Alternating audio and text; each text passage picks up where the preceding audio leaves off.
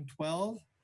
And clerk, could you do a roll call vote? Absolutely. A roll call. Certainly. Good morning. Supervisor Brown? Here. Supervisor McCowan? Here. Supervisor Jurdy? Here. Supervisor Williams? Here. And Chair Haschak. Here. Thank you. All right. So we're going to start off with the Pledge of Allegiance.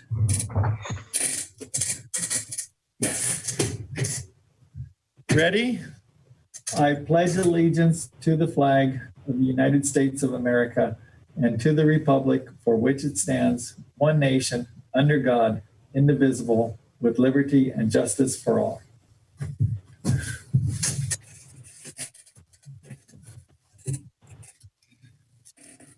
All right, so it's agenda item number 3, which is public expression. I don't believe we have any public expression for items not on the agenda. So we will move on to the consent calendar and agenda item number 4. Okay, clerk, has proper notice been established? Yes, proper notice has been established. Okay, I understand that Supervisor Brown would like to pull item 4R, which is a proclamation. And are there any other items to be pulled? Mr. Chair, Yes. I would also just like to call attention to the agenda item.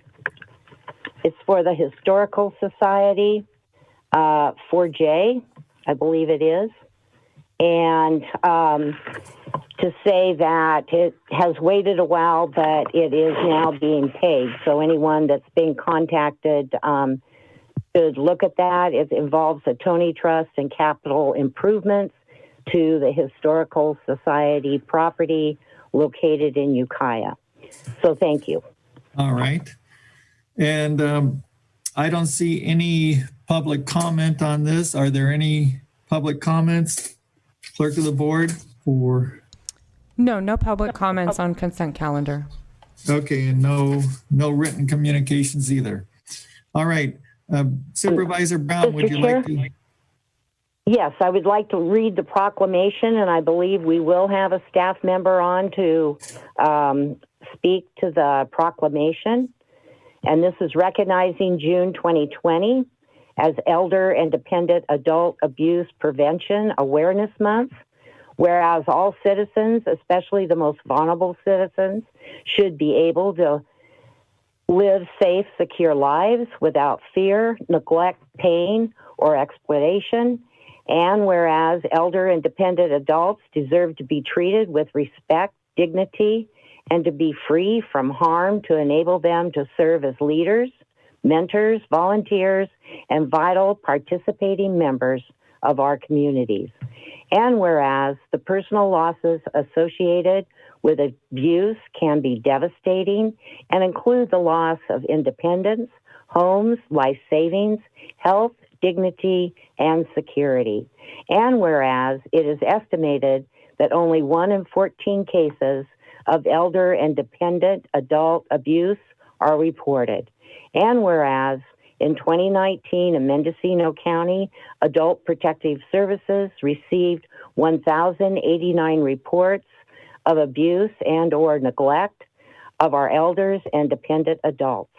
Now, therefore, be it resolved that the Board of Supervisors of the County of Mendocino hereby proclaims June 2020 as Elder Dependent Adult Abuse Prevention Awareness Month, dated June 10th, 2020, and signed John Haschak, Chair. Thank you, sir.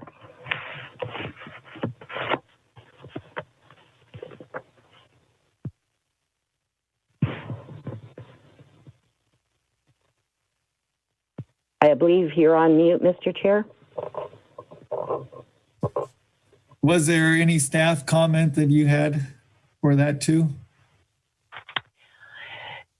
Good morning, Chair Haschak. This is Kelsey Rivera. Oh, good morning. I'm Deputy Director with Adult and Aging Services. So good morning, Board of Supervisors and Chair Haschak. I want to thank Supervisor Brown for presenting this proclamation marking June as Elder and Dependent Adult Abuse Prevention Awareness Month. As noted in the proclamation, we received 1,089 reports of abuse or allegations of abuse. And that sounds like a lot. However, we know that elder and dependent adult abuse is significantly underreported.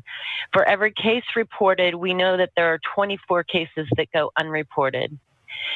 Also, notably, financial abuse cases are on the rise, and they are the second highest reported allegation, yet only 1 in 44 cases of financial abuse are reported to local adult protective services agencies. One thing that I want to note is that since the beginning of the shelter-in-place orders, we have had an increased concerns due to the fact that adult protective services have received fewer and fewer reports. And this is concerning because we know that there has been an increase in domestic violence. We know there's been an increase in violent crimes. So we don't believe that abuse has lessened or decreased, but we just believe that there are not significant eyes and connections for our most vulnerable in this community. So recognizing June as Elder and Dependent Adult Abuse Prevention Awareness Month, I want to thank you for taking the opportunity and letting us highlight the need for all of us as neighbors, friends, family, and community members to please reach out to our most vulnerable elders and dependent adults, specifically at this time. So if you suspect any kind of abuse or neglect, please contact our Adult Protective Services agency at 463-7900. So thank you again. All right, thank you. And that's 463-7900. Okay. Okay, so any public comment on the consent calendar? We did that. There wasn't. So is there a motion to approve the consent calendar? Yes, sir. Supervisor Brown makes the motion. Second. Is there a second? Supervisor Williams? Second. All right. It's been moved and seconded. Clerk of the board, could you conduct a roll call vote? Absolutely. Supervisor McCowan, Yes. Supervisor Jurdy, Yes. Supervisor Williams, Yes. Chair Haschak, Yes. and Supervisor Brown. Yes. The motion carries unanimously.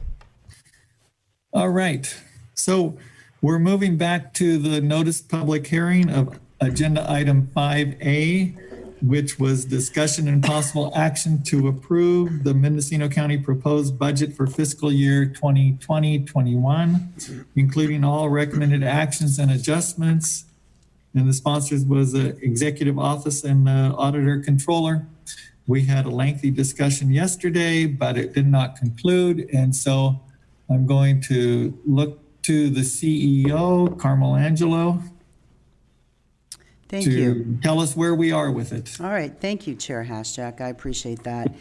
So yesterday, the Executive Office and the Auditor's Office submitted to this board a draft balanced budget to be adopted by the end of June. And as with any budget and with any Board of Supervisors, there were changes that this board requested.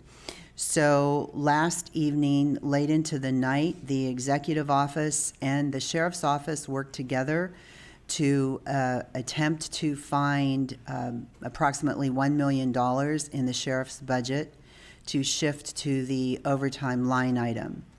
We were not able to collectively find the money, and the Executive Office worked on some other requests of this board, and the Sheriff's Office, to the Sheriff's credit, continued on with adjusting their budget to fill the overtime line item. So last night, Sheriff Kendall, Under Sheriff Brewster, and their admin services manager, Chris Dewey, worked on this, and I believe they did come up with a plan, and we will go to the sheriff here momentarily. The executive office and the auditor's office worked on some other recommendations by this board. Those specifically were increasing money to the Fire Safe Council, the transient occupancy tax split as far as the line items. Of course, we talked about the sheriff overtime already. The roads fund, and we do have our Department of Transportation Director, Howard Dashiell, who I don't know if he's on the line, but he is available this morning with us. I believe that what we did talk about yesterday was A87 costs and Health and Human Services. However, given this year and next year and the expectation from the state and the federal government that Health and Human Services funding will not be at the level it's been, this may not be the year to not only have Health and Human Services take state and federal cuts, but also local cuts in A87. So I'm not certain that that's viable, but of course, if this board wants us to pursue it, we will, but we did not pursue it last night. We also talked about the local EMS authority, and there is an item on the agenda coming forward later today. There was some research done on that item, and we will discuss that during that item, which is after the budget with Tammy Moss Chandler. There were also questions around travel costs, and we were able to reduce the travel costs, actually, I think, throughout the county, not only in the Board of Supervisors line item. We did direct Human Resources to go back and look at their contracts, and I believe they've done that. I have not personally talked with the Human Resources Director since last night, so I'm not certain what that outcome is. But I would like to assure this board that every recommendation that the five of you made last night, we spent the night looking at and attempting to adjust the budget, and not only us, again, Sheriff Kendall and his team as well. So before we go on, I would just like to reiterate some of the comments I made yesterday, which were that over the last decade, this board, this county, has gone through a financial downturn. We're now in another financial downturn. We've certainly dealt with fires persistently over the last few years. And as we prepare for a much longer public safety power shutoff, we know that we experienced 120 consistent hours in October of last year without power. And of course, our concern was the 90,000 people that this board serves, and particularly those that are vulnerable and need assistance. So as we sit here and as we deal with this pandemic this year, we are also preparing for fire season, and we are preparing for a public safety power shutoff. And I would like to thank those supervisors who are working with us on those items. Again, with everything that's been said and everything that we've dealt with over the last decade, Mendocino County still stands strong. And I contribute the good work of the supervisors that we're working with today, that their diligence in insisting that we develop a reserve, a larger reserve than we've had, working also with the departments, that the departments have designated reserves just as we have a general reserve. It's been that direction, it's been that strong leadership that has us where we are today. Other counties, again, around us, not only do they have increased spikes in their COVID cases, they are attempting pay cuts and layoffs. And again, we are not doing that. I'd mentioned yesterday that one was that we have strong reserves, albeit we know that our reserves don't take us 3 months through our budget, but they're strong enough there that if we have a wrinkle, we can go to them, as evidenced by last year when we took $1 million out of reserves for the roof. The vacancy rate that we've struggled with over the last few years, that vacancy rate allows us not to do any reductions in staffing, not to do layoffs, and not to do pay cuts. Albeit we do have a hiring freeze, though, as I talked about yesterday, I did approve 4 deputies for Sheriff Kendall, and those essential positions have been approved, not only in the sheriff's office, but other offices.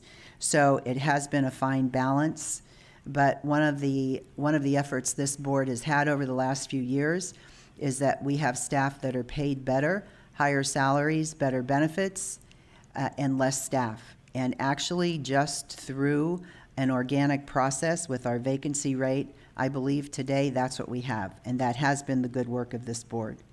We've talked about rental space, and over the last 10 years, we have reduced down to almost nothing our rental space.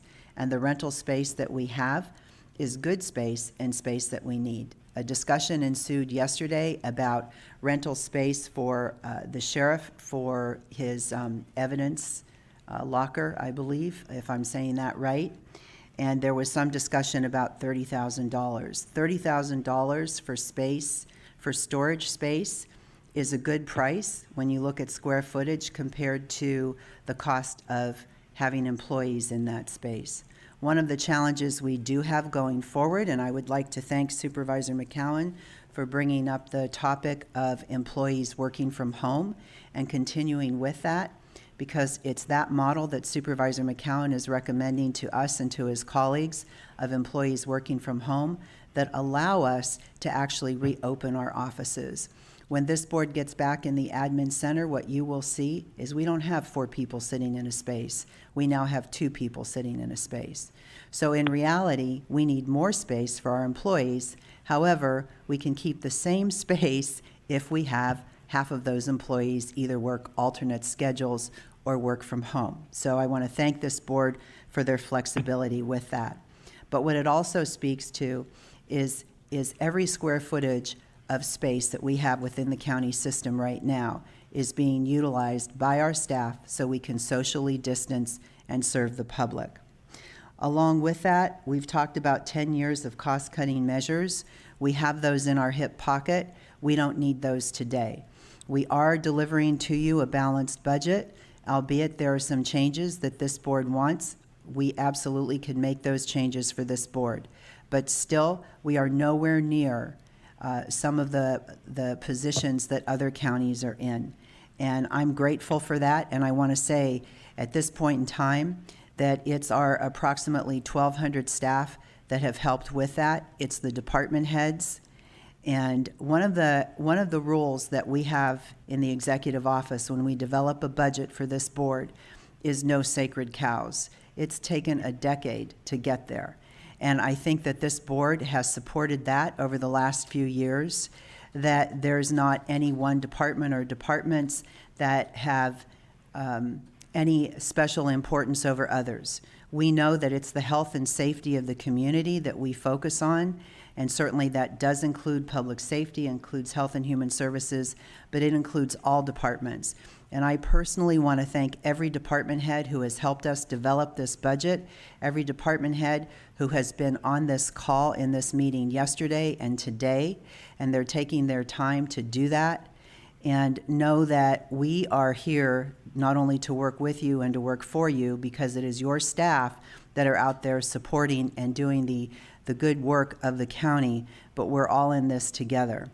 So with that, we do have Sheriff Kendall, who will be reporting out on the item of his budget, and then we also have Howard Dashiell from the Department of Transportation. I would like to say that the plan today is that this board give us their recommendations.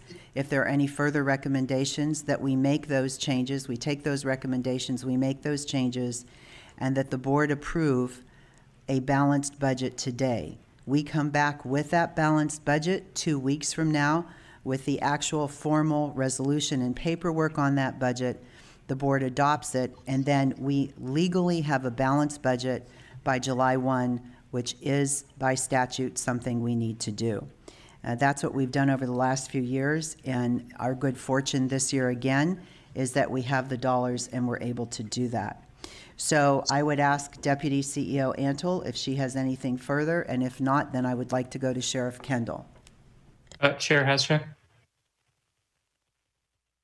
Yeah, Supervisor Williams.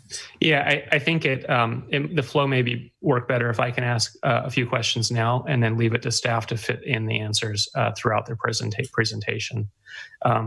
I did a little bit of research last night also on the budget, and I think Sheriff Kendall has some ideas about cost savings. And at some point, could we talk about one-time funds that could be used to remodel facilities so that we can cut down on overhead? Second, the jail seems to have $14,000 proposed for overtime. It was $677,000 last year. And so I think not only do we need to look at the 1.6 for the sheriff's office, but we need to look at that 677. So when I hear $1 million from the CEO, I think it's actually about 2.27 million that we need to find. And then third, could we review the sheriff's allocation table? And I'm not proposing that we reduce it. I just want to make sure that we're documenting what it is, in fact, that we're working with. And it seems there may be a discrepancy there. Okay, hopefully we'll deal with those as we go along. We'll go over to Deputy CEO Darcy Hantel.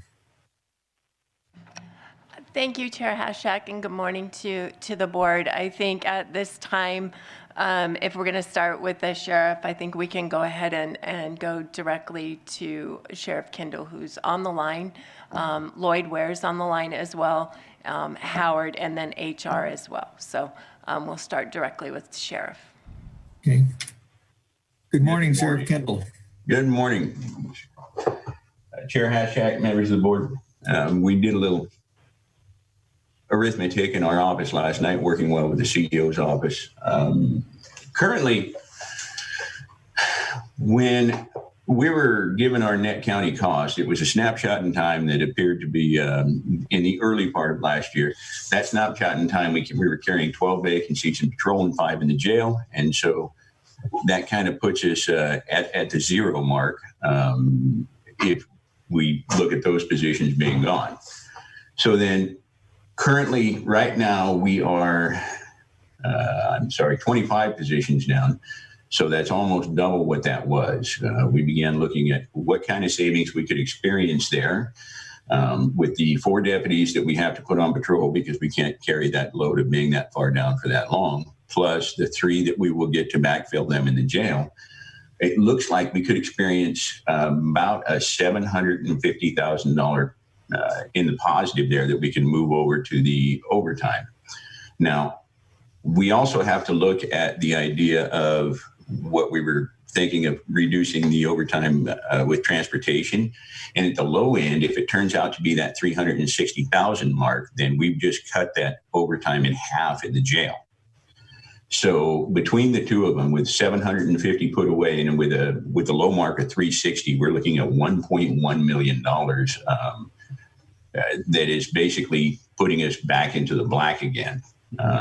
Now, this is one of those things where I can't carry that vacancy rate forever. Morale is key to a healthy department, and this is a short-term solution, but it puts us right on the razor's edge.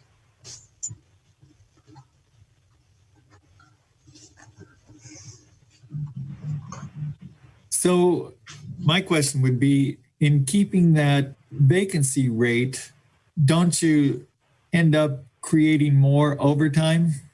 Yes, it does. However, with the overtime reduction that we believe we will experience in the jail, and watching our pennies very closely, I think that we can stretch some nickels into dimes. The issue is, it's one of these things where the net county cost hasn't changed all that much for the sheriff's office. However, with the labor negotiations and everything else, the price of doing business has grown. Okay. Chair Hashak. Supervisor Williams. Yeah, clarification. So we had 667,000 in overtime at the jail last year. Half of that, I think, would be about 338,000. But there's only 14,000 in the proposed budget. Do we need to adjust it to 338, or can we actually live within 14? We can't live within 14. That is what was left over after basically salaries and everything else that Chris Dewey was able to put into the overtime budget, because that's what we had left over based on that net county cost we were given. Got it. So in short, we're paying our people closer to market rate, but we haven't increased the budget to account for it. Yes. Yeah. But the flip side of the coin is we've started off several years like this, and I think that the CEO is correct in the fact that we have to have a goal to shoot for, and because we don't have that crystal ball, as we discussed yesterday, if we know the times are tight, we're going to have to watch every penny and then come back on first quarter and see where we're at. What happens if we could put in 14,000? We come back at first quarter and we're no better off, no surplus. COVID, has wiped us out. What do we do when we don't have the budget for overtime and we didn't budget for it and you need it? Well, I would hope that we would have some surplus, some carryover from this last year. Right, but if we don't, and I'm raising it not just theoretical, but I think it looks like a practical concern the way the finances are going. I understand.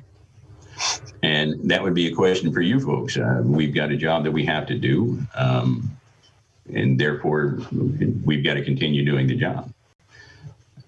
I'm not, if we had any layoffs whatsoever, that would run overtime up. The job has to be done. I appreciate Supervisor McCowan indicating yesterday if we got down to, very low numbers in the jail that we could start, combining modules and whatnot. However, we can't combine people who have victimized children with other inmates. I mean, we have a classification system that has to protect the people who are in the jail also. And so, there's some things that simply cannot be moved.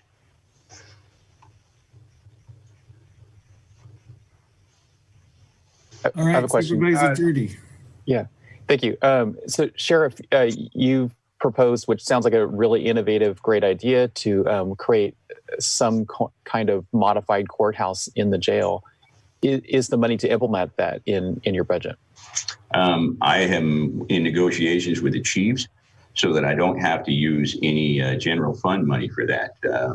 We have some money that was put away by the Chiefs Association, and the Sheriff's Office has put away a huge portion of it. I'm in negotiations with them to let me remove my portion to be able to get this done. Now is not the time, as I mentioned before, to try to reach into the general fund for things like that. If we have some place where we can do it without causing any pain to the county, then we're saving on both sides.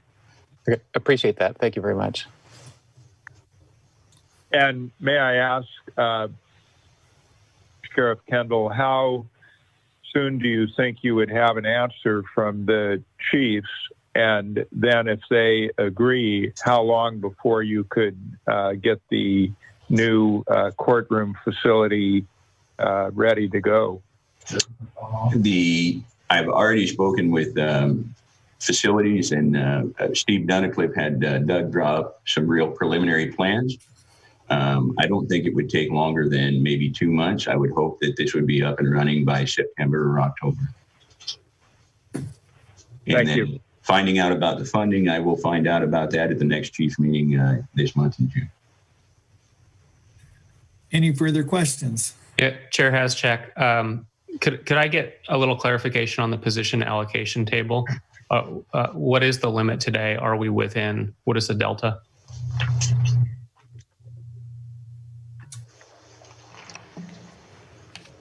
Darcy Antle. Oh, go ahead, Sheriff. Well, I've got a position allocation table from 11 of 20 in front of me, and it would take me a minute to add them up. It might be faster for Darcy to do that. So, Darcy Antle, Deputy CEO. So the information that I received and reviewed this morning shows 113 positions on the allocation table, with 96 of those filled. And if you add the addition of the 4 new positions that the CEO just allocated, that would put them at 100 positions. Minus one. Filled. That includes extra help, yes. No, it's.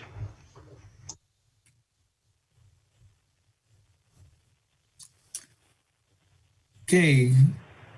Does that answer your question, Supervisor Williams? I think so. Well, it does, but the overarching question is, if we leave positions vacant, do we have a balanced budget? How long does the sheriff believe we can keep those positions vacant without his deputies either running up overtime or leaving for stress reasons. And if that doesn't work, what is the board's fallback plan? Do we decide to not do road work next year? We're required to have a balanced budget, which includes the anticipated costs. So we can't come back first quarter and say, well, we didn't anticipate this. We know we will have these expenses. It's really our job to fit those expenses into the budget today. What do we give up if the sheriff really needs to fill these positions?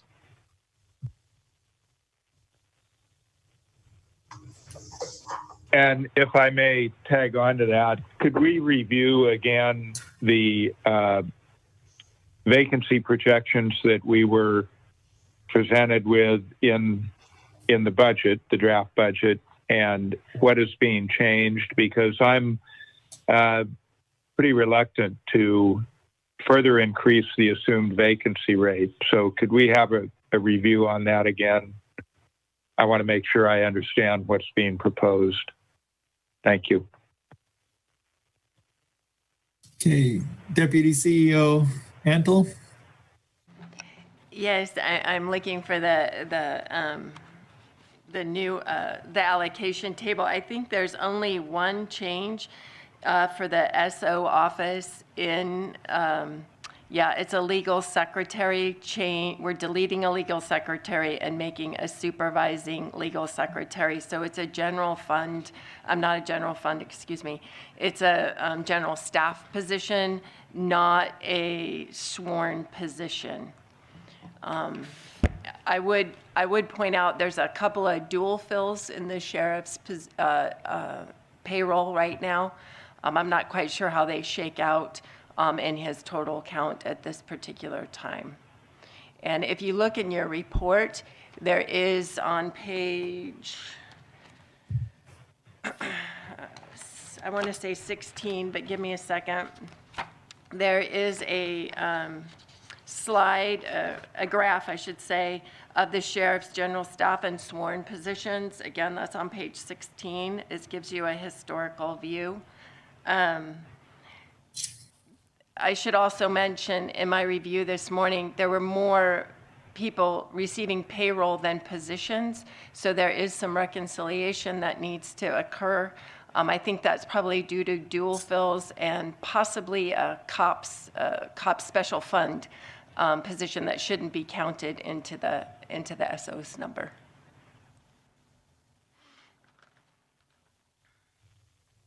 I guess my question for Sheriff Kendall would be, do you feel like you have the sufficient staff to handle the work that you need to do and at the same time trying to reduce overtime, which is, a concern? So there's that balancing act that you have to do with your, staff versus overtime. Do you feel like the plan that you have is the right one going forward? Well, with the ability to fill those 4 deputy sheriff positions, we're going to be closer to where we need to be, especially right now. We have a lot of violence going on. We have to be concerned about officer safety. The issue at hand is always that we will have attrition. This is just something that naturally happens in every department. And if I can get those 4 deputies in and working, then we should be better off. But we are on the razor's edge of where we will begin to see future losses due to the fact that working conditions will get a little tougher. Overtime, like I said before, it is not dependent on what we do. It's dependent on what crime does. And so we're getting there. We're not perfect, but I think that we've got a long history of being able to deal with not perfect. The CEO's office has been very good, as well as this board has been very good to the sheriff's office. And I believe that we all take into account that public safety is number one. But there are some sacrifices that all of us have to make, especially this year. And so carrying this vacancy rate, although it's a short-term solution, I think it's something that we can do. I don't want to see this go on forever. And like the CEO mentioned, we are picking up those 4 deputies, and we're going to be able to backfill, 3 of those into the jail. If we are able to move forward with the jail project and these other things, I think that is going to help level things out.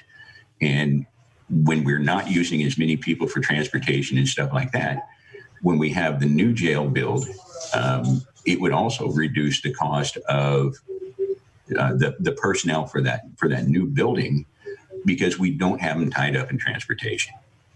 So, this isn't just this year thing. This is a 3 or 4 year down the road thing. Okay, thank you for that. Any other questions? No, but that new jail wing, I think, will have about a $1.9 million staffing. With this transportation adjustment, what do we see that 1.9 dropping to? Because currently that's not budgeted. No, it isn't budgeted, but that's one of the things that we're looking at as far as if we aren't using as many personnel in transportation and whatnot, then that's people who can be used to, staff the jail. And so what we need to do is get that ball rolling, and then take a really good hard look at what it takes to be able to get the inmates walked up, seen by the judge, have their court proceedings carried out. And then, at that point in time, we can get a good dollar figure for the amount of labor it takes as some personnel. I think everyone is supportive of the idea, even if there's our one-time costs of moving in a direction that'll reduce long-term operating expenses. How do you see the planning for that progressing? Is it in the near term, the next few months, we would be agreeing upon a plan, or is this a longer term horizon? As far as the courtroom build, or? Yeah. No, I think that's a very near to us right now. We've been taking the sketches over to the presiding judge, and so far it seems like everybody has agreed that we can move in that direction. The judges seem to be extremely happy with the amount of work that can get done in a short amount of time, because you have to remember that a lot of their day is taken up waiting for the transportation of inmates. And we have a lot of different issues where suddenly we will have people who can't be mixed together. We have 2-man moves. We have things like that. And when we're on the same campus, it takes care of a lot of those problems. Got it. Do we have an estimate of what those savings will be? And the reason I'm asking is I'm thinking maybe we can use that projection to put towards the overtime. Yeah, and that's one of the things that on the low end, we're projecting about $360,000 a year. That's the low end. On the high end, it could be $480,000. And I understand that's about, there's a 30% swing in that estimation. But until we actually get it rolling and we see what it costs us and what it takes us, we know that we will be somewhere in between those two numbers. In 360 to 480, it doesn't sound like a lot. It sounds like everything in the world to me, but times that over 10 years, when we've saved, somewhere between $3.5 and $5 million, and we consistently save it, that's where I think that we can get ahead. And then by not trying to take this from general funds at a time where we don't have anything in the general fund, I think it's a win-win, and it's putting money to work in a place where we're keeping our people safer, we're keeping the public safer, we're keeping the people who are housed in the jail safer as well.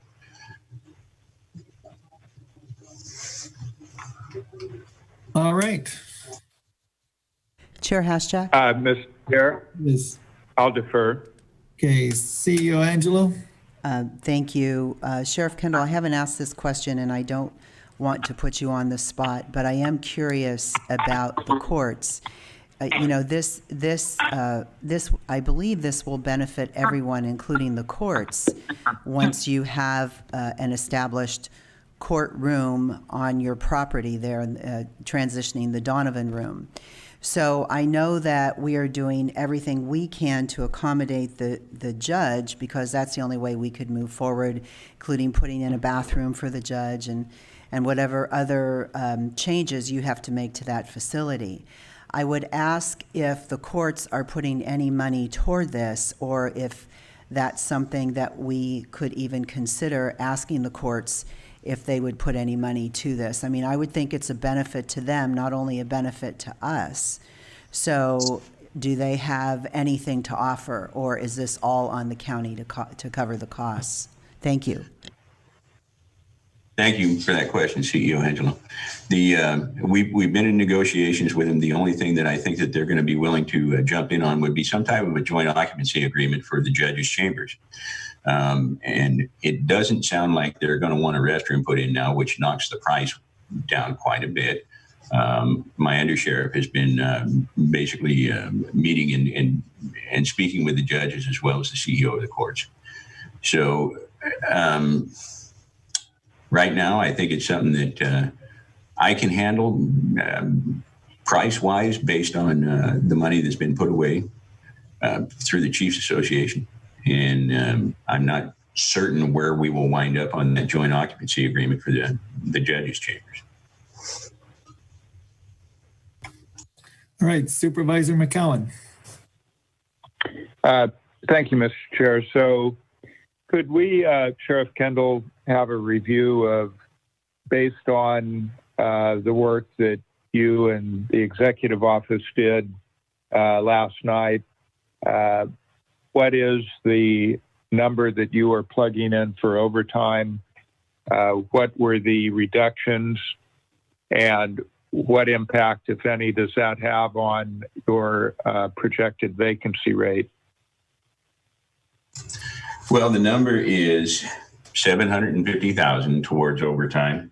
The reduction that we would like to see is a minimum of $360,000 overtime in the jail. We do have, that will put us 2 more positions down in the jail, even though we're going to backfill those 3. And so that would be 300-ish. Normally, I try to count weighted rate per deputy at about 150,000 with the weighted rate.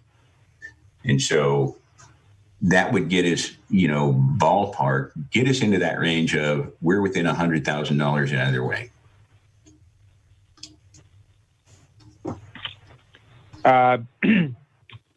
So I'm not sure I'm getting the complete picture here. So 2 more positions down in the jail, that gets you about 300, you say? Yes. And then and then 360 or so for the savings based on the new courtroom. Yes. Okay. Now, the budget was built on an assumed vacancy rate of how many sworn positions in the jail and how many in the field? Well, at that snapshot in time, we were 5 down in the jail and 12 in the field. So that's a total of 17. Right. And this proposal is to increase that to being 7 down in the jail. I'm sorry, I misstated. It was 12. It was 5 and 7. It wasn't 17. It was 12. Oh, 12 total. 5 in the jail and 7 in the field? Yes, sir. And the proposal is to go to 7 and 7? The proposal would be, hang on a sec, let me grab my pen.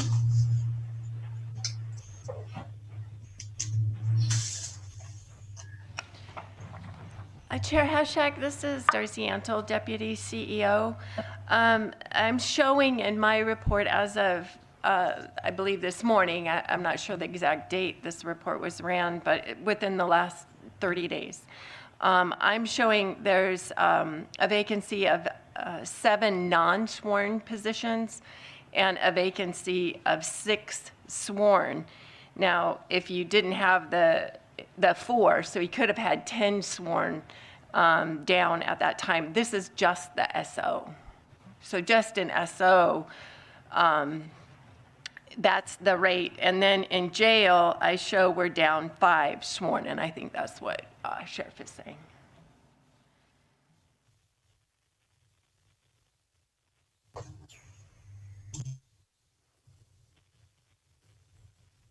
So this is CEO Angela. So Sheriff Kendall, do we need to take a look at the numbers together, your staff and our staff and human resources, to be certain that we all have the same numbers as far as what positions are actually vacant?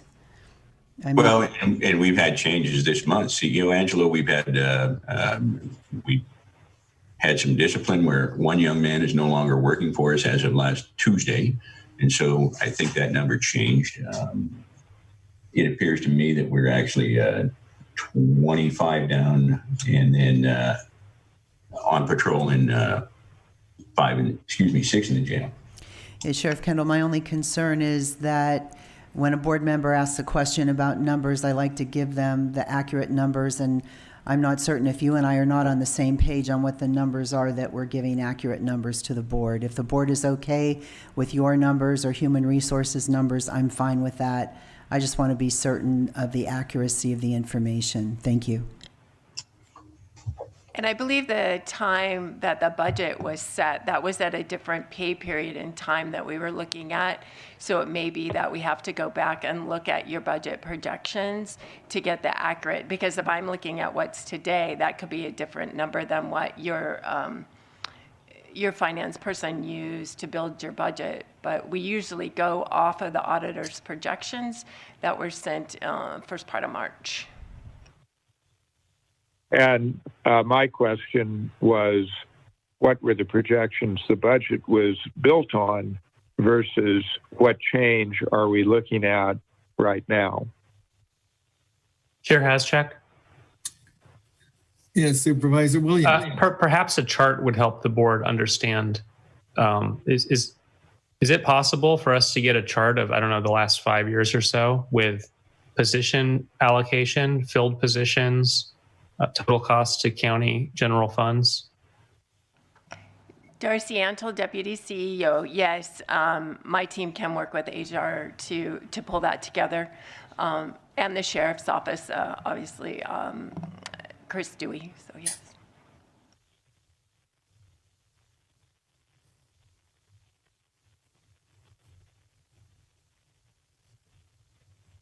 Perhaps while that's underway, we could move on to other parts of the budget discussion. Thank you, Supervisor Jurdy. I was going to suggest that. All right. So we had talked about going to Director of Transportation, Howard DeShiel. Did we go over to Mr. DeShiel? I'm here. Very good. Good morning. Good morning. So we were talking about SB1 yesterday and the money coming in and what the projections were, and maybe the money might not be coming in like we thought. So do you have any updates for us? Well, as Sarah Duquette reported, and as I believe it's on page 10, statewide, they are looking at gas reductions. And of course, the way gas works, as you'll recall from that big mosaic in my presentation a couple of years ago, it all comes down from the state. It's collected at the wholesale level and then distributed by formula. So yes, DOT is looking at our normal highway users tax account, the highway users tax account, which is the old gas tax. Looks like that will probably have a $300,000 hole in it.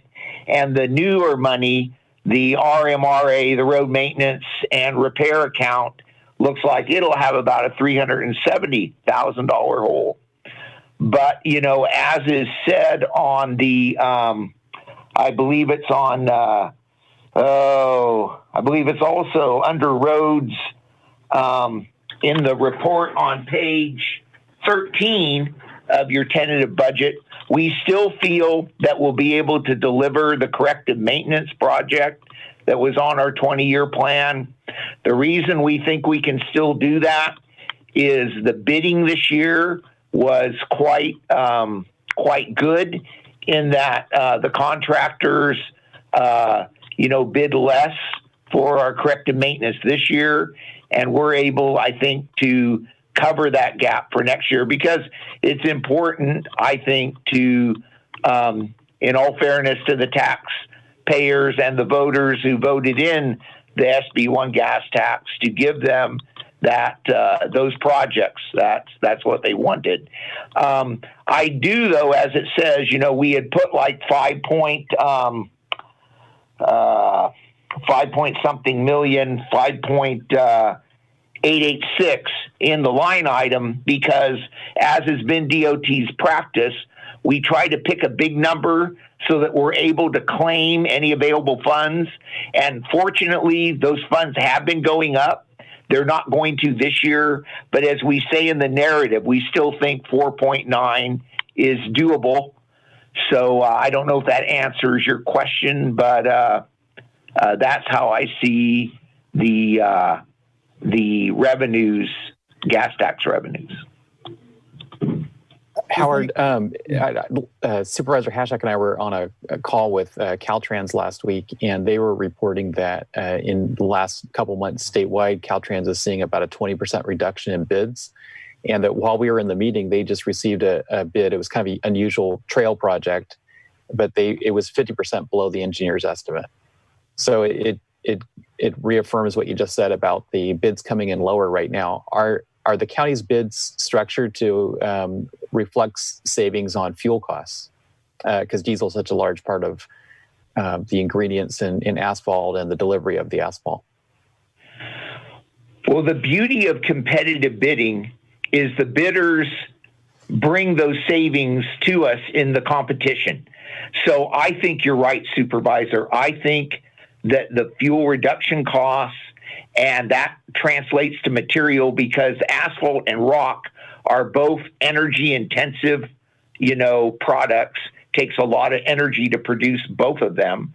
So I do think that's why we're seeing the lower bids. And as I said, I think that the good bids this year are going to allow us to keep our commitment on our corrective maintenance program, our 20-year program for next year.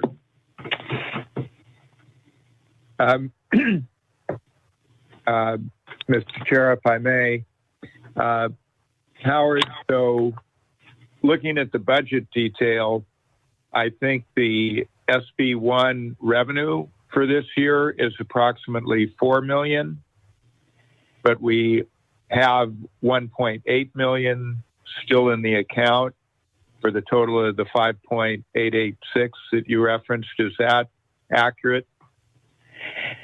It is, except that, like I said, that $4 million looks like it could drop by $370,000, but there is still enough with the carryover where we'll be able to deliver the 20-year plan, which was slated to be 4.9. That's what I'm trying to say there. Yeah. Right. And then it's approximately $3.7 million in general fund that by formula related to the property tax, by policy, the board directs into the road fund. Correct so far? Well, Supervisor McCallum, you and I have a semantical thing there, but yes, that is the traditional 40-year plus formula of that the road fund is received. Yes. Right. Well, and I guess the difference of opinion isn't semantics. It's whether by law or, I guess it would be by law, whether those funds are directed into the road fund or whether it's by policy. I've not seen any justification that it's mandated. It's board policy. I believe the funds that we do direct into the road fund are generally used to sustain the other operations of the department and historically have not gone towards corrective maintenance. Accurate?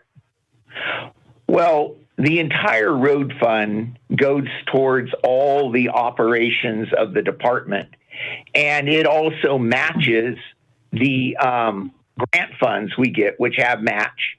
I might add too, we were just discussing SB1 RMRA. that has a maintenance of effort requirement, which is the ongoing normal contribution from the local agency. So I wouldn't say that we've never used portions of any of those funds, gas tax or property tax increment, for corrective maintenance. There have been years that the department has had a light winter. We haven't used as much, for materials. And you'll probably recall in your many years that we've come to the board and actually been able to increase a corrective maintenance program, with the normal funds. So it all goes towards meeting our commitments.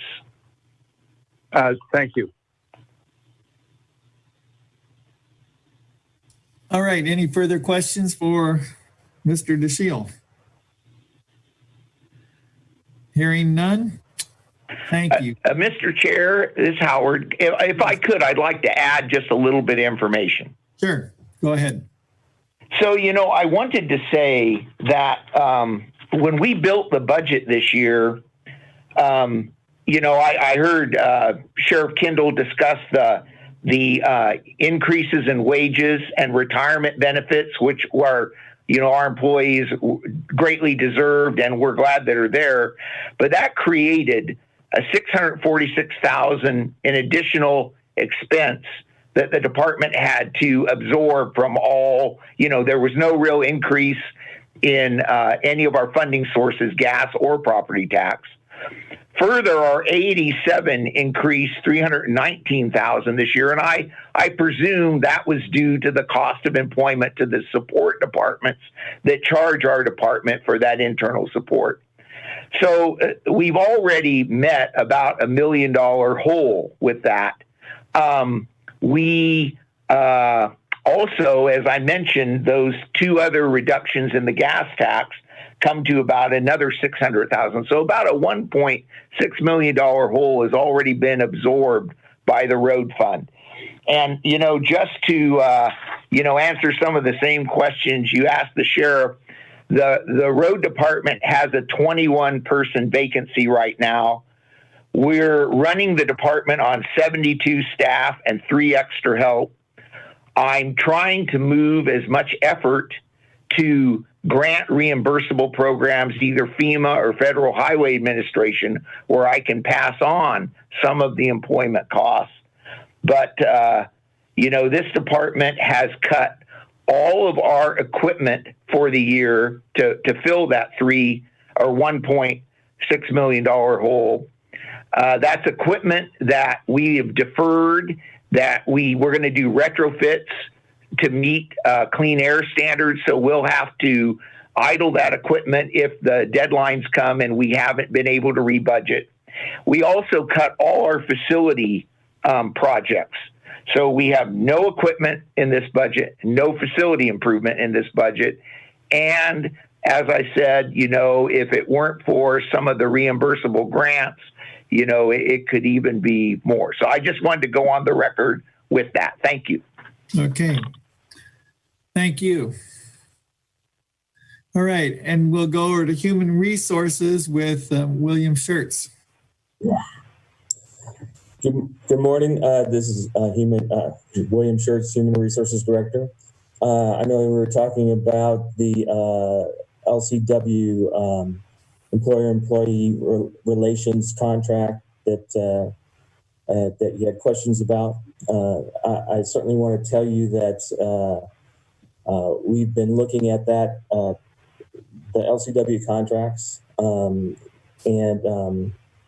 first of all, the contract, that particular contract for this past fiscal year was actually a total of $300,000, partly because of the labor negotiations that we went through last year. Above and beyond the labor negotiations, we actually LCW has been providing a number of services for us. We've got Public Employment Relations Board representation. We had unfair labor practice charges, which we've had to go to the PERB to address those charges. They've also been providing grievance arbitration and administrative hearings work for us as well. They've been providing personnel rule assistance in various employment laws, wage benefits, protected leaves, public employee rights, etc. All MMBA, which is Myers-Millis-Brown Act, addressing public employers and employees, and also just most recently in the new laws that were brought about with the FFCRA due to the pandemic. So we've actually beyond the labor negotiations, we've so far this fiscal year. We've been looking at about $85,000 of services beyond the labor contract negotiations. Unfortunately, there's a lot of things that we cannot control when it comes to labor issues. We would like to look at, some strategies to reduce the needs for that, and I think. One of the things that HR would like to do is partner with County Council on some strategies to reduce the needs. I also would like to say that there, from the HR staffing and expertise perspective, HR historically this HR department has not had labor expertise on staff. And we currently do not have any staff trained in collective bargaining. I'm actually working on the restructuring of HR's functional and support areas now to move away from an all generalist staff model, which we have and have had for quite some time.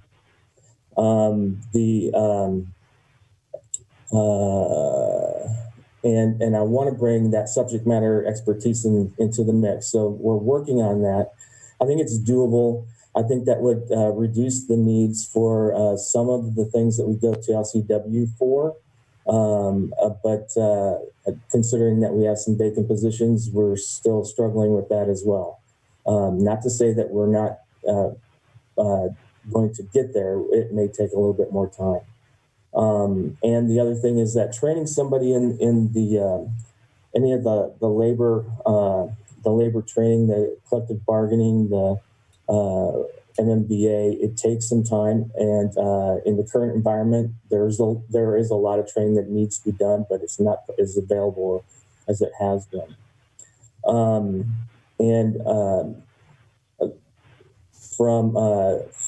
For HR, we have in the past, went to County Council, getting support in some of the labor issues, and I think County Council Curtis would be able to speak on County Council's ability to support HR in the MMBA labor issues, and what has happened in the past, and what we could do in lieu of using LCW in the future. So we're certainly looking at reducing the amount that or the need of services by LCW. So it's something that we're working on, and I think that's pretty much what we have so far on that. I hope I've answered some questions, and if County Council would like to chime in, it's up to him as well. County Council, do you have anything to add to that? Just a little bit, Mr. Chair. Primarily, I'd like to be available to answer any questions that the board might have. I do want the board to be aware that there's sort of a significant difference in terms of some of the legal issues that arise in employment law generally in the civil service context versus under the Myers-Millis-Brown Act in the course of labor negotiations and the issues that come up along those lines.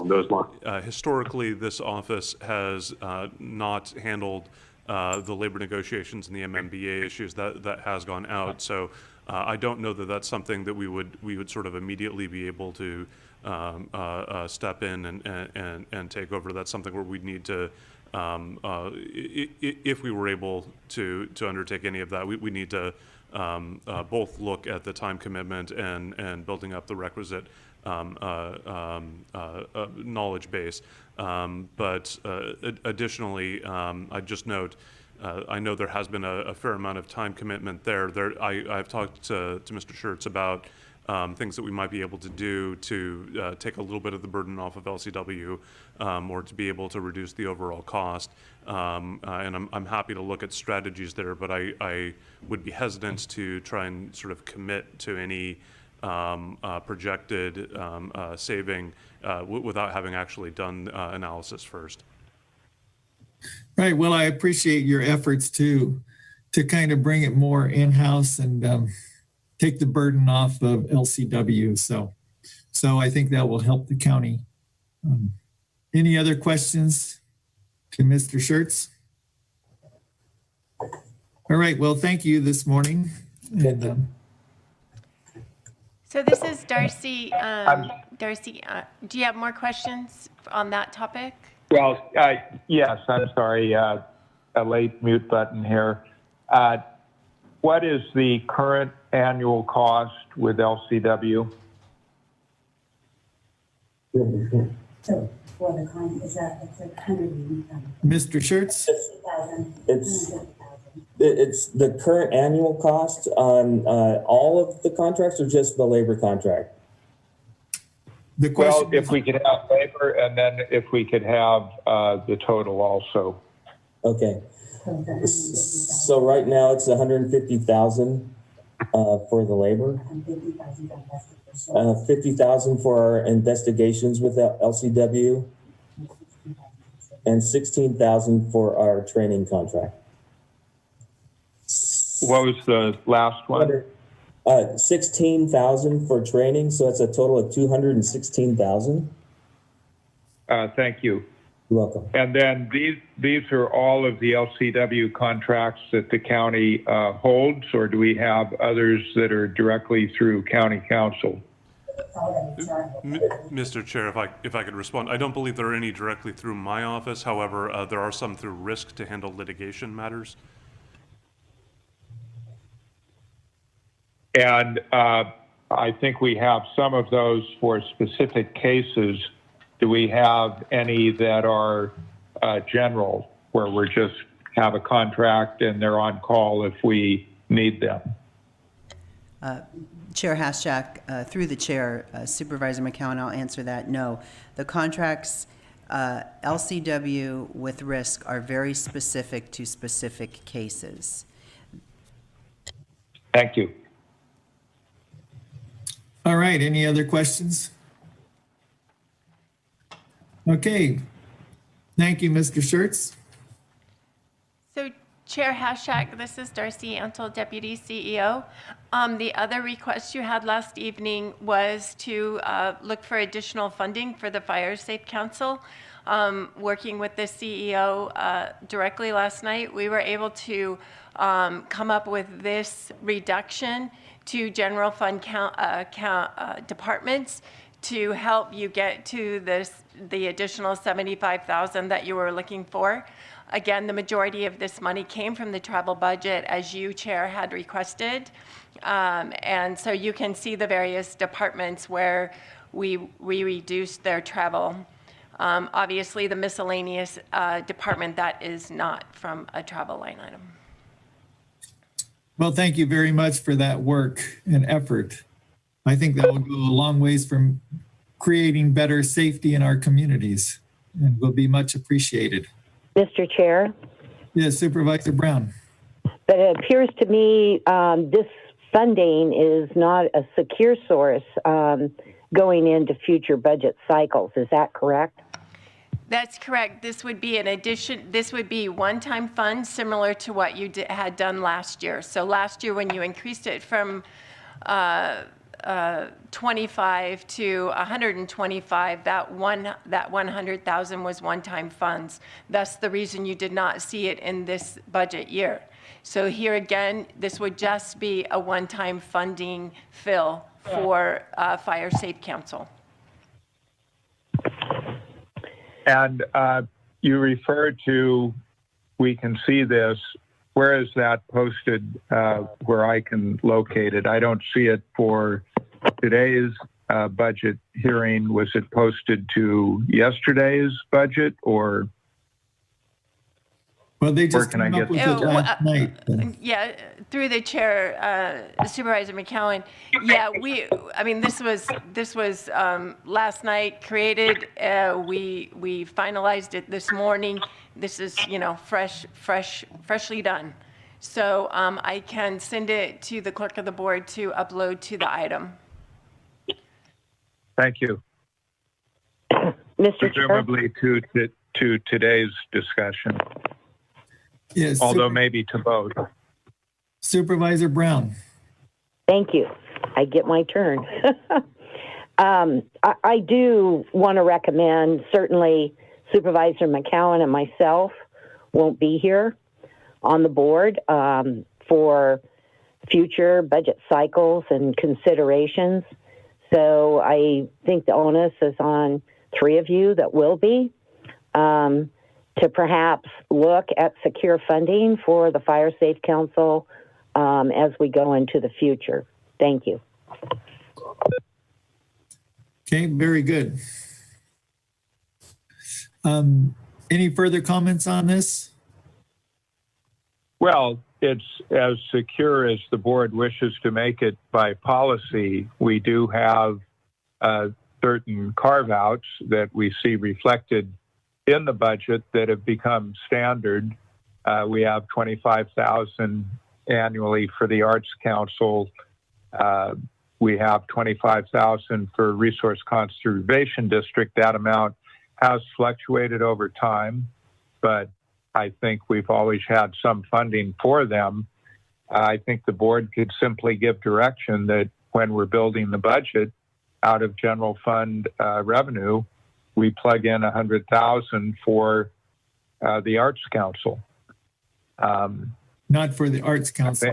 You mean the Fire Council? Is that Supervisor McCowan? Absolutely. Thinking and talking at the same time. So it gets challenging. Yeah, absolutely. $100,000 for the Fire Safe Council. And I think we're all aware of the good work that they do, and the importance of that is, obvious. So I think that's money well spent. I think we increased their funding last year. I think they have shown that they can make good use of that funding, and it just makes sense to continue it. Okay, any further comments on that? Okay, I think Supervisor Brown, your comments about, making sure that it's ongoing in the future are well received. So, moving on to Sheriff Kendall's.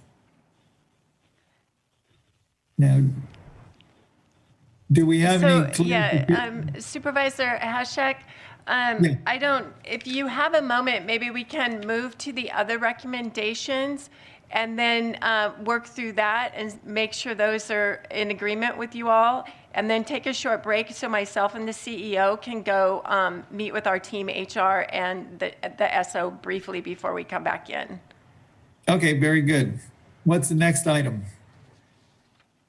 If you believe we have covered everything of your requests from last night, we can definitely move on to the CEO proposed recommendations and actions, which are the last slide 24 and 25 of the PowerPoint presentation. And I'm hoping my team is still there to help. Mr. Chair, I do have one more item I'd like to raise. Supervisor McCowan. Thank you. So we did have some discussion or mention yesterday during Budget Unit 1000 of the cannabis business tax revenue. And Auditor Controller Weir did mention, I believe, that Treasurer Tax Collector thought she'd be taking in $4.2 million this fiscal year. He was sticking with 4 million for his projection for this fiscal year and plugging in 4 million for next fiscal year. In communicating with Treasurer Tax Collector Schrapmeyer this morning, they have already collected 4.2 million. She's confident they will hit 4.5 for this fiscal year. I think we could easily increase the budget unit line item for this current fiscal year for the cannabis tax to 4 million. We could take that 500,000 and put it into reserves or whatever else we may want to do with it. We could increase the projection for next fiscal year to 500,000 or by 500,000 to 4.5. And instead of having to squeeze down other departments to reach the Fire Safe Council number or increase the vacancy rate for the sheriff, we could easily use that additional 500,000 to supply 75 to the Fire Safe Council, allocate another 425 to the sheriff, and simply add that to the projected savings from the new courtroom. And we've got 750 or more for overtime without having to look at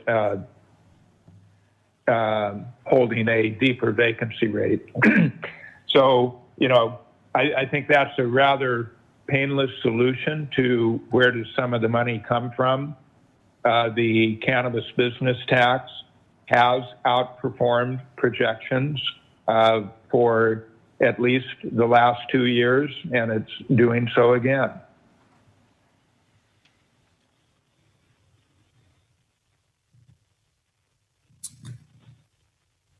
So assuming staff agrees with the numbers that Supervisor McCowan just gave us, I would support including those revenues in the budget. The 500,000 carryover from last year and the 4.5 projected for next year.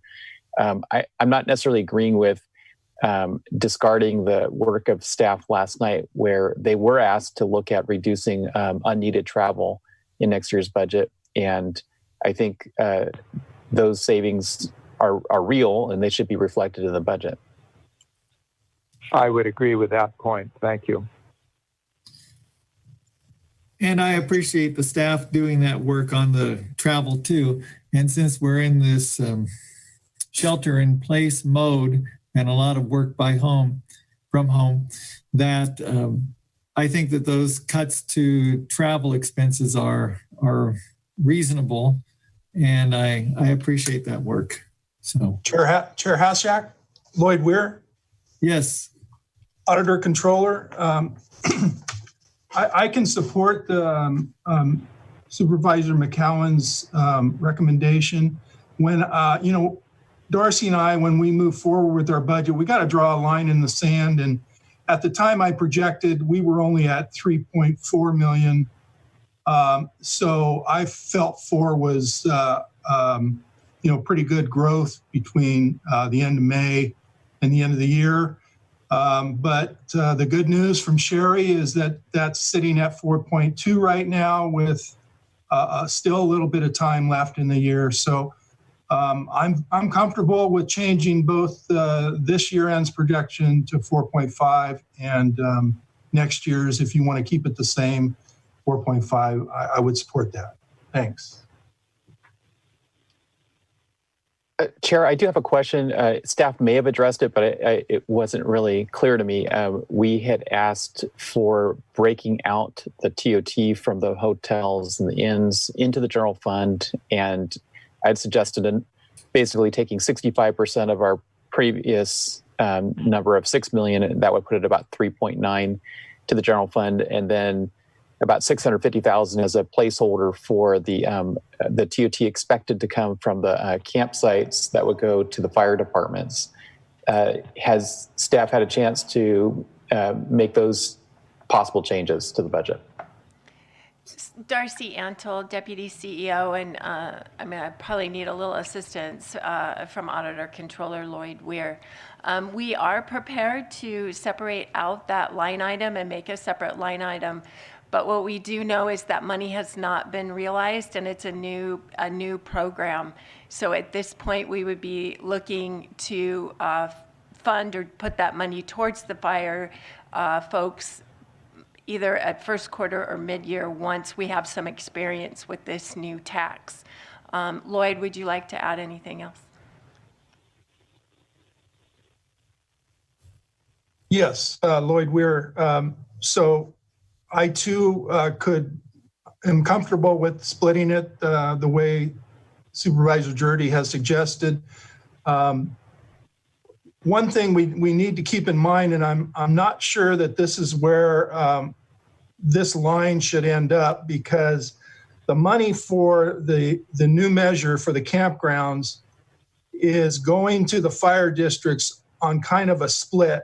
25% of the funds go into a holding account, and all of the fire chiefs get together and decide how to spend that 25%.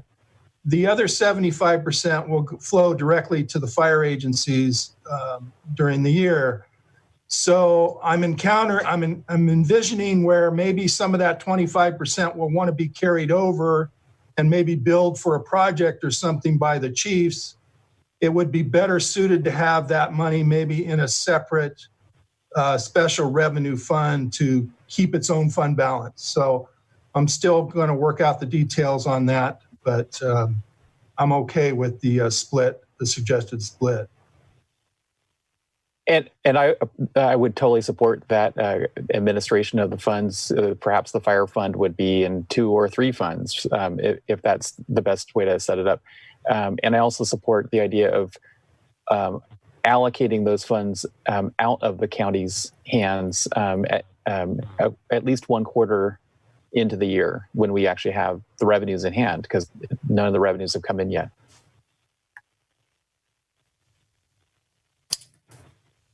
All right. Any other questions for Auditor Lloyd? Yes, I have a question. So hearing that the cannabis tax has outperformed, I'm still not convinced that the cannabis program isn't a wash looking forward. When we look at the work ahead on fixing our ordinance to one that can actually get cultivators annual licenses, we may find that we haven't raised a penny. So I'm a little bit hesitant to go allocating that to any particular purpose until we know that it's actually true revenue. And just seems to me that there's revenue in one column, but there are a lot of expenses, and the expenses may actually outweigh the revenue. All of those expenses are paid for within the budget one way or another. Yes, but that's if we have a program that runs in the red and then it generates a tax, that's not really revenue. It should go as cost recovery. So it's more an accounting game of. Well, we may find that in planning and building, expenses have exceeded the revenue that they've collected on the application fees. That would reflect problems with either the application fee is a bit too low or the program is too cumbersome and it drives more staff time than it ought to. I think I have a pretty good idea what the answer is there, because we've been churning some of those applications for 3 or 4 years. We need to fix the program is the answer to that one. And we have an item for that, and I don't mean to ignite a discussion here, but in terms of the budget, looking at we may need $1 million EIR and a whole lot of county council time, and maybe transitioning hundreds of permits to use permits where the county may be absorbing that cost because our current program can't actually get people to an annual license from the state. I think there's a large multi-million-dollar cost ahead. To assume that we have any profit from cannabis seems highly speculative. Well, there's no proposal to have the county spend $1 million of general fund on an EIR, and I don't think we can build in costs for a program that hasn't yet been developed. Right. So out of respect for the process and the agenda, I'm going to hold my discussion about cannabis until later. But my point is, I think we should be careful spending money we may not actually have. Here's another point. Yeah, Supervisor Brown. I think we need to rein this in. Yeah. And move forward with this budget. And I think I believe we're waiting for more information to come from HR and Ms. Annell with the Sheriff's Department. And then I would like County Council and the CEO to look at the recommended actions, because we have made, on the proposed budget, we have made some changes. So I agree with Supervisor Brown. I have a separate point to make that I hope will make us feel a little more comfortable in moving forward. The exception this year of the COVID pandemic and what that did to projected revenues that normally would have been realized obviously had an effect on end of the year fund balance.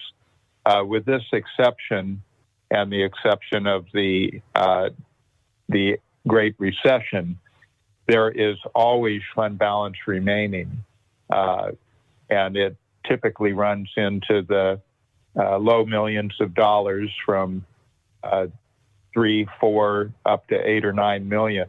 I don't foresee that higher level coming in for next fiscal year, but it's very predictable that at the end of the year, there will be a fund balance of 2 to 4 million. So if we're under in a particular department, we will be able to balance that out at the end of the year. That's barring an unforeseen economic collapse. That's always been the situation. So I don't think we have to worry about just adding $500,000. As long as we identify where the revenue is coming from, I think we can safely allocate how we choose to spend it. Thank you. Chair Hasbeck, I have a question for staff. Okay, and then we're going to take a break. Does that model of budgeting meet the generally accepted accounting principles? Maybe for Darcy Antle. Darcy Antle, Deputy CEO.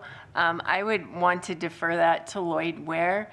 Right now, it sounds like we're doing a carry forward on a projection from this year into next year, which we haven't realized just yet, if I'm understanding correctly, to fill the, to fill the SO gap. So that doesn't quite. Hold on, let's let Deputy CEO Antle explain. So that doesn't quite fulfill the recommendation, but I would also like to defer to CEO Angelo. Chair Haschak, this is CEO Angelo. I think that one of the principles that this board really has pushed on the staff, which has been good to actually build the reserve, was not utilizing one-time money for operations. And Supervisor McCowan has challenged that every year, given that our auditor does come in with a fund balance. You know, we really can't depend on having millions of dollars at the end of the year. And when we do that is when we run into a problem. This board has worked long and hard to make sure that we don't spend money that we don't have. And that was happening a decade ago. It's not happening now. So at this point, a couple things. One is, no, it's not a good practice to look at a fund balance at the end of the year for operational costs. That still is one-time money. And since we looked at it as one-time money, we were able to build a reserve where our general fund reserve is over 10 million. And that's because we looked at any money at the end of the year, swept it, and that money went into reserves. So at this point, I appreciate Supervisor McCowan and Lloyd Weir's comments about the cannabis tax dollars and the fact that the projections will be that we'll have more money.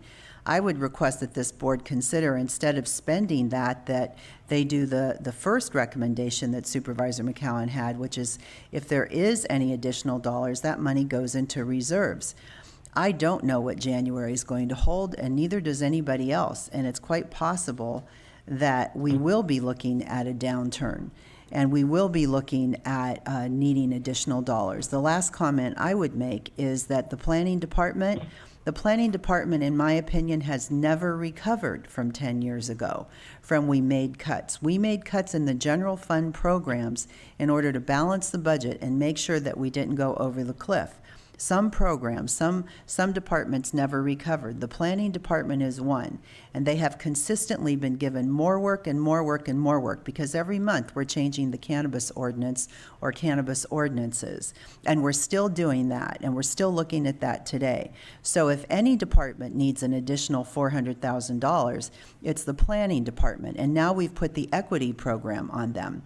My understanding is they don't have cannabis staff to do the work they have, let alone the equity program. So again, if we're going to give money to departments, I would ask this board to please consider the planning department. But my first recommendation, if I was making a recommendation to this board, is that this board would take the money and put it into reserves. 3 of you will still be sitting here in January, and you will have to balance this budget. Thank you.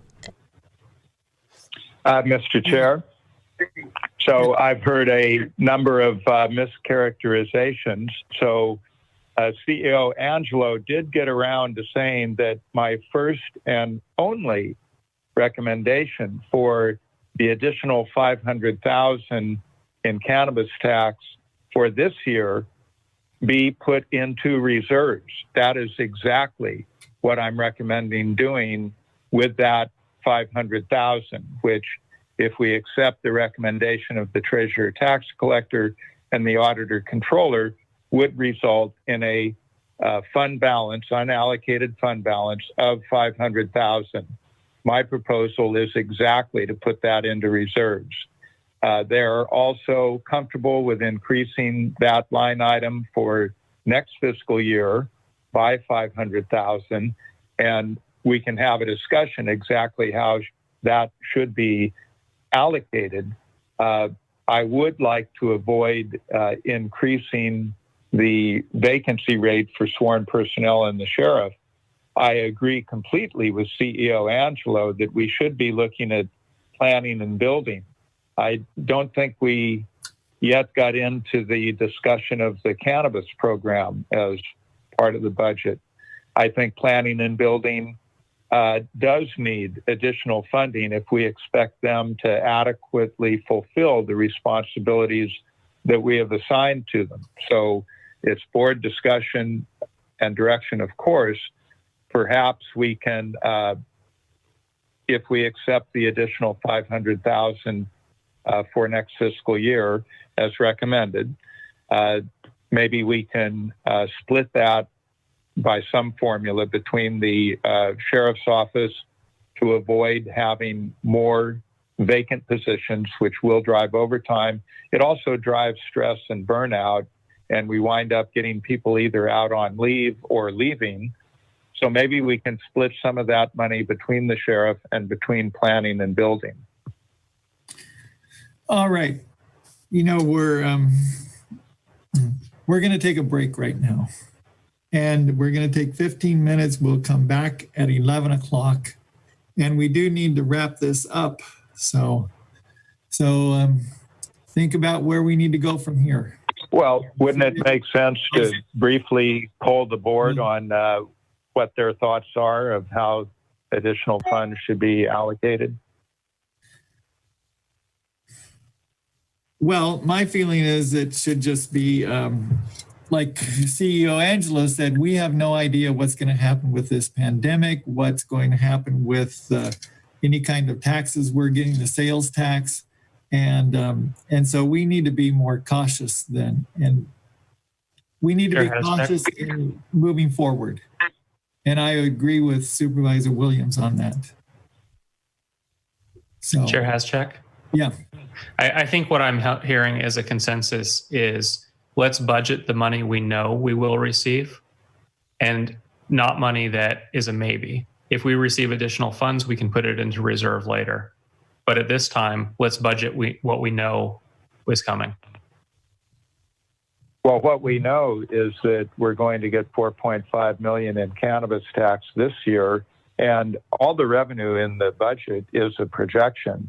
It's looking at the future, and it's very reasonable to think we will not get less than 4.5 million next year. This isn't imaginary or hoped for money. It's money that's in the current pipeline. Okay, Supervisor Brown, do you have a comment on this? No, but I'm sure listening to the debate on it.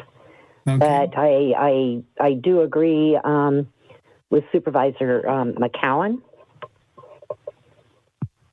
All right, and Supervisor Jurdy. As I've already stated, I agree with taking the numbers provided by the treasurer and now acknowledged by the auditor because it's a more recent number. And I think staff knows the direction to provide. And I would just request that when we come back, if they can update and give us a new PowerPoint slide, because it's a little difficult to follow all the numbers. I'm sure the people watching at home are having even more difficulty than we are because we have access to some other documents. So I'm hoping that the break's long enough that they can update the PowerPoint, at least give us one or two new slides. And also get it uploaded online so that those who call in will be able to see it. So Chair, with that, Chair Hascheck, yes, CEO Angelo.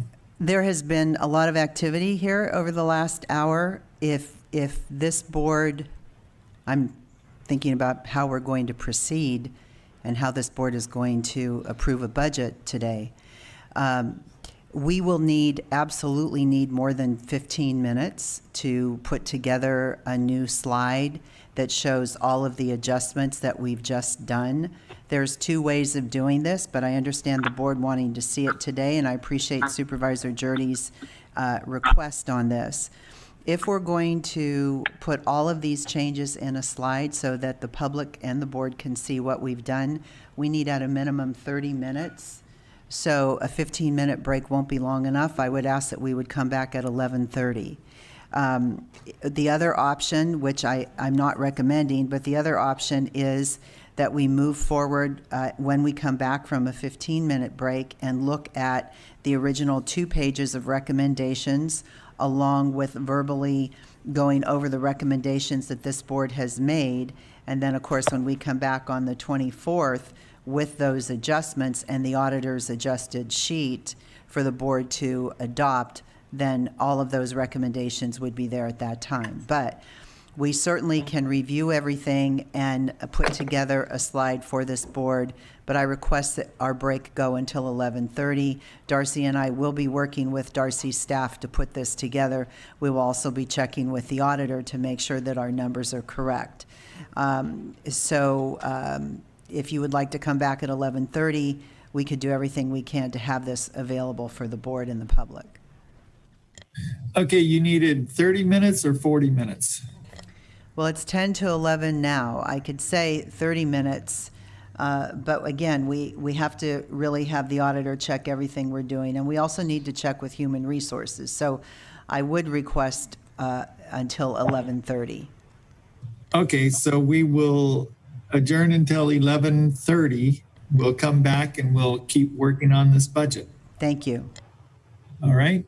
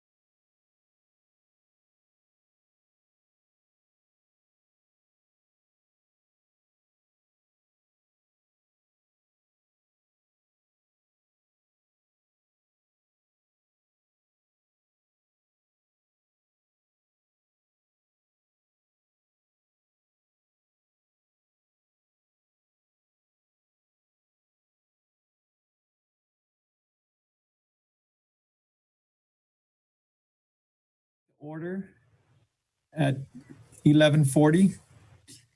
Okay, are we all set? Let's see, CEO Angelo? Yes, Chair Haschak, thank you. And I thank the board and the public for their patience. I am hoping that we captured all of the board's requests and recommendations in these last 40 minutes. So we have, I think, about 3 new slides that we just developed in order to capture those recommendations. And these would be the actions of this board in order to approve this budget today.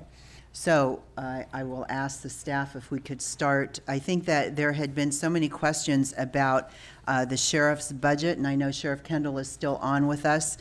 I would like to start with the sheriff's budget. I think that we could clear up any concerns about the sheriff's budget here in minutes, I hope. Okay, so the slide that you have in front of you excuse me, Mr. Chair, if I may, because I don't have the slide in front of me, could someone refer to me what page of which attachment these documents would be on? So Lindsay, we just uploaded them. You just uploaded them. So where are they? So This is It's Deputy. the first attachment on the item, the notice public hearing. Slide 24. And this slide here, Chair Haschak, Supervisor McCowan, is not a new slide. This slide you should have already reviewed. This is the annual staffing levels that were submitted, and they are in the budget material that you received on Thursday of last week. These are the annual staffing levels that Sheriff Kendall and his admin team have submitted. And I feel so much better after reviewing this, and I will say that we've been going, back and forth and really trying to assure that Sheriff Kendall has enough money in his budget for not only his positions but his overtime. And I think that this shows that he does. So if you look at the slide, and Darcy, you said it was slide number 24, that was in your packet and now is part of the new information that you received today. If you look at fiscal year 2021, you will see a blue and orange, and the blue column is actually patrol, and there are 116 positions that are funded for patrol, and there are 73 positions that are funded for the jail. Now, if you look at the sheriff's position allocation table, he has 113 positions for patrol. So what happens throughout the county system when you have people that are very experienced that leave and new people coming on, it's not uncommon that you have what's called a dual fill. So you basically have the senior employee assisting the new employee, particularly when you have complicated issues and complicated budgets. So it appears that the sheriff has 3 dual fill positions. And so what we have here is that this is all based on the budget that the sheriff's office submitted is all based on having 100% of their positions filled. And what we know is there's not one department within the county system that has 100% of their positions filled. So if you look at this, then I would say that what the sheriff has done as far as finding $750,000 to move over to his overtime line item should absolutely cover his costs for overtime, unless we have a situation like we had a few years ago, like an Aaron Bassler situation that was protracted, or some other fire that lasts a long time, some event. But right now, without adding any additional dollars to the sheriff's budget, there is enough money in here to cover all of the sheriff positions at 100%. So I want to thank Sheriff Kendall for the work that he did last night, and also for having the foresight of submitting his budget fully staffed and fully funded for the staffing. And again, as I said, what we know is that none of our departments are staffed at 100%. So with the vacancy rate that he's running, there should be no concern about keeping his positions filled as he can and covering the overtime. So that's the first slide. And Darcy, do you want to go on? Sure, thank you. Next slide, please. So these are the proposed CEO adjustments. These were all in your packet in various different attachments depending on how we move the money, but they were all in attachments B, C, and D, I believe. The new one you will see here is bolded, and that's the Fire Safe Council, where you asked that funding be increased to $100,000. So I think you should recognize all the rest of those. And then moving to the next slide. And here you will see where we asked to have you direct the auditor controller to create the budget unit 1000 for the RV campground tax for appropriations at mid-year. As funding permits, $650,000 of the tax will go to the fire agencies. And then direct staff to allocate any additional cannabis tax revenue for fiscal year 19-20 and fiscal year 2021 to general reserves. And then this is the recommendation that Transportation Director Howard DeShield spoke to you about earlier, which was already in the prior recommendations. And I believe that is the summary that you had asked for. So with that, then, those we think are the recommendations now, and with Sorry,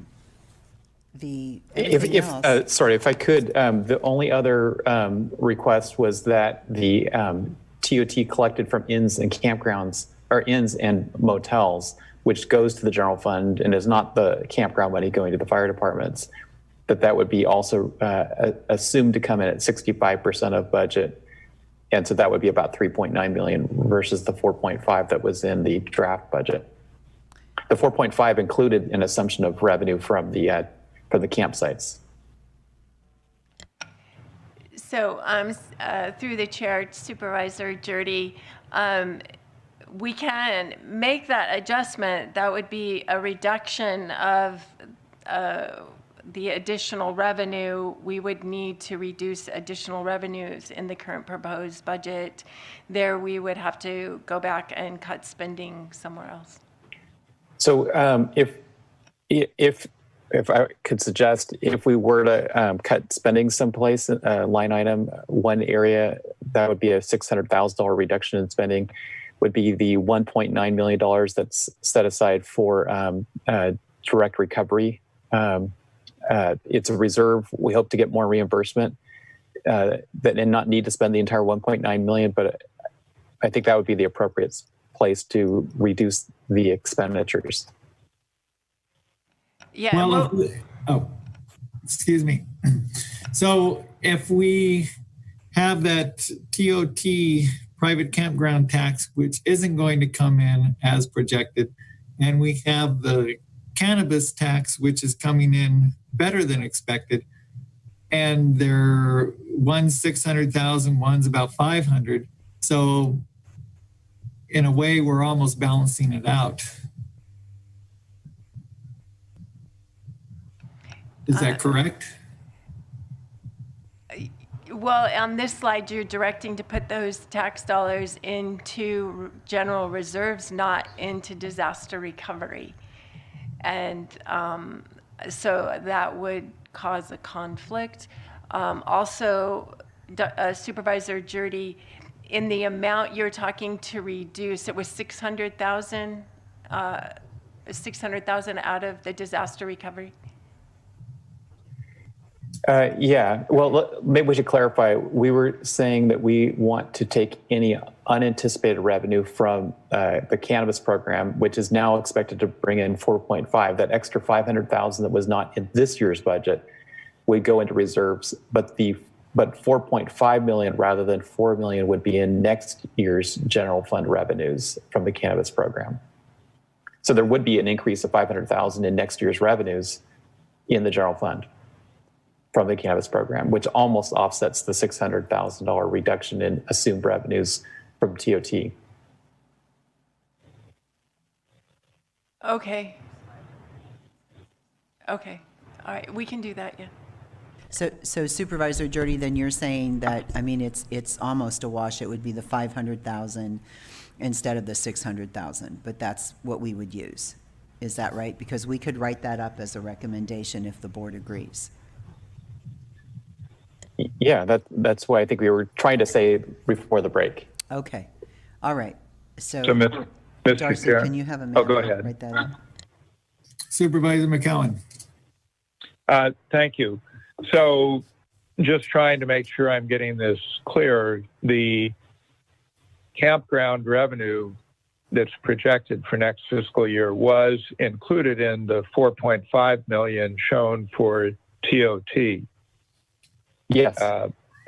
And then we are directing that campground revenue, the projected revenue for that, be shown on its own line item, potentially more than one line items, as pointed out by Auditor Controller Lloyd Weir. Those are details to be worked out, but that it be very carefully separated out from the overall TOT, since all of that funding is earmarked for local fire.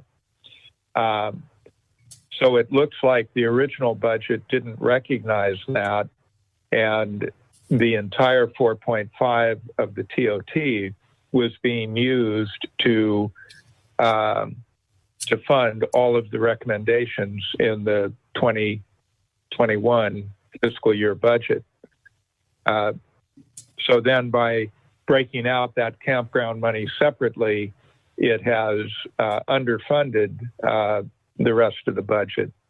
Is that all accurate so far? Yes. Thank you. So then going back to the cannabis tax revenue, and I do think we're all in agreement that the closeout, what it would be an additional 500,000 for 19 and 20 fiscal year, go into reserves. And then that does obviously leave the 500,000 for this fiscal year. That could be applied towards closing this new gap that we've just created. We do still have planning and building that I don't think we've heard from yet on their budget presentation on the cannabis program. Are we just scrapping that and not going to have board discussion of the needs of the cannabis program? Through the chair, the cannabis presentation from planning and building was just a presentation on the program. There was no ask for additional dollars. So we were presenting that to the board because obviously the board is interested and they wanted to do an update. And so we can do that this afternoon, since you have cannabis items that the cannabis team could come in. But there's nothing that they would present that would change this budget. Well, thank you. I can accept having that presentation in the afternoon when we have the other cannabis items. But before the break, CEO Angelo, you made an impassioned plea of how underfunded planning is, and that has been a problem the last several years. And as you noted, we keep asking them to take on more work and expect them to fulfill an ever-growing list of priorities, and how can they do it without funding? So I was actually hopeful that a portion of the newly identified budget unit 1000 revenue for 2021 could actually go to augment planning. And, you know, we seem to have the sheriff covered. We don't have planning covered. Through the chair, well, we certainly could have the cannabis team come in and do their presentation. We could do that after lunch. We have a closed session working lunch, and so we could continue the budget this afternoon and have cannabis come in and then determine if this board would like to allocate additional dollars to the planning department today.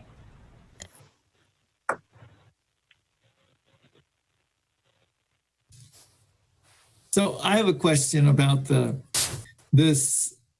expenditure for the fire departments from the private campground fund that we've been looking at. is that accounted for in the budget as an expenditure for the 2021 budget? Supervisor Hashtag, Darcy Antle here. No, that's why we're asking to do that appropriations as the money comes in and as it's permitted at mid-year. If you read the top directive. Chair Haschak?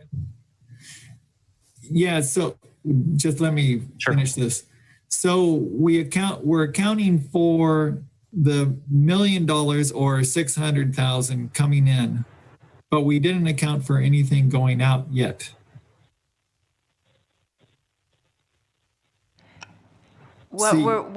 This is Darcy Antle, Deputy CEO. So what the first line is saying is that you're going to direct the auditor controller to create the budget unit line item for revenue generated from the RV campground tax. And as funding permits, up to $650,000 of that tax will go to fire agencies. We have not had any experience with this tax, and during this COVID time, we have not put that in. So we're asking to create the line item. We're going to monitor it. We're going to follow it. And when the funds come, we'll come back to this board and ask to have them appropriated to the fire agencies. Okay, but for now, that $1 million that was projected was in that line item for the TOT. And so we're just taking it out, we're reducing it, and then we're going to expend it as monies come in. I believe that's the ask of Supervisor Jurdy, yes. We would reduce the TOT to 3.9 and reduce, we wouldn't reduce because then we're going to use the cannabis revenue to put it back up into the DR. Okay, Supervisor Williams. Yes. Is there a second slide for the proposed recommendations, or is this all?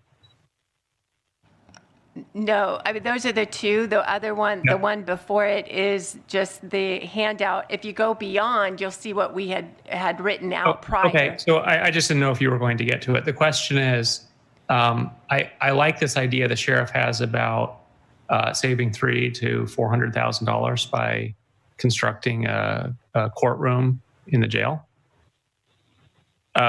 What sort of agreement do we have in place with the court today? Is it a handshake? Is it an MOU? Do we know if we build it that they will use it, and will they use it right away? And are there any other costs involved, or is that all savings? Chair, through the chair, Supervisor Williams, I don't know, honestly.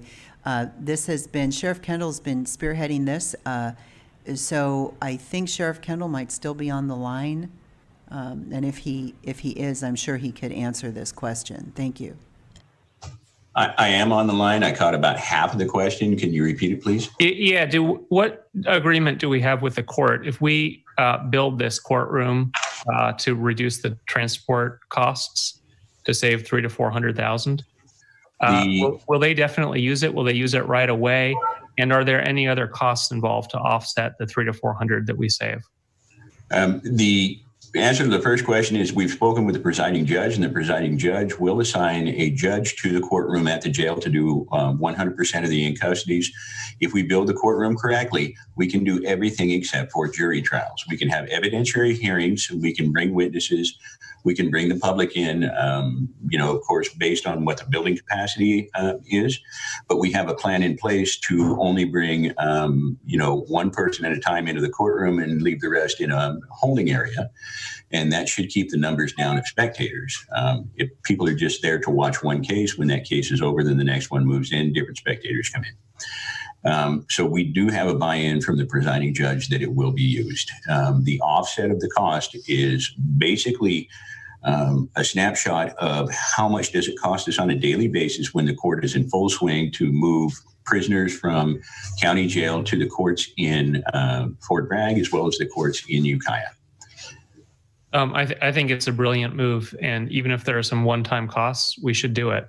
Why wouldn't we want to save $400,000 a year? Can we get an MOU started between the county and the court? Yes, we are currently working on that. We were just waiting to make sure that I can actually secure that funding from the location I wanted to. I should know that this month. And then the next move that we would make is, get facilities or buildings and grounds to get started on the plans. And then we would move into an MOU with them. Got it. So could we add a bullet point to the proposed recommendations when this comes back for approval on the 29th to include the savings, assuming we have the MOU ready to present?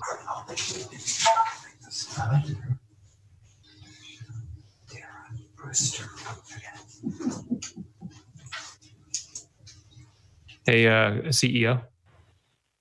Oh, I'm sorry. Okay. Don't mind me. I'm sorry. Could we get a bullet still point talking to the sheriff. for Go ahead. the savings that the sheriff projects? Maybe at the low end, let's be conservative. Sure. And the MOU to review on the 29th when we approve budget. Sure.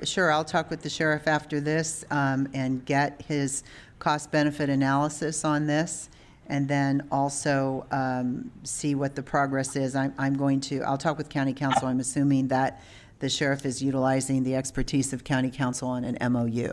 So we'll handle that. Thank you. All right, so we're dealing with these proposed recommendations. Okay, are we all good with those? All right. So I think we're good with those. And just on this, just to clarify though, on the $650,000, that's a budget number. The amount to be allocated to the fire departments would be the actual amount collected by the treasurer from the campgrounds, which at this point we're just plugging in a number that I think is pretty conservative and it could easily be exceeded. Right. Okay.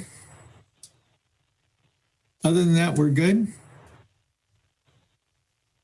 All right, moving on. Mr. Chair. Supervisor McCallum. Hello. Thank you. We still have the open question of do we want to do anything to more adequately fund planning and building so they can actually accomplish some of the many priorities we have assigned to them.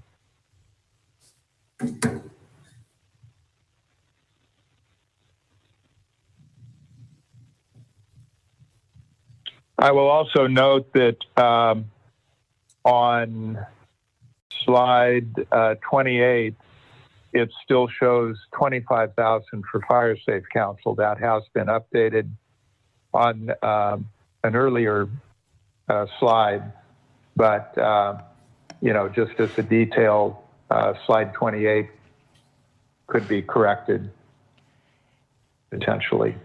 Thank you. We can definitely correct that slide, no problem. And do you mind if I read the two other recommendations that I think we now have in writing? But I'll read those. Direct auditor controller to increase cannabis tax revenue projection for fiscal year 2021 by $500,000 for a new projection of $4.5 million. And direct staff to allocate additional $500,000 for cannabis tax revenue to budget unit 1,000 for the RV campgrounds. Do I have that right?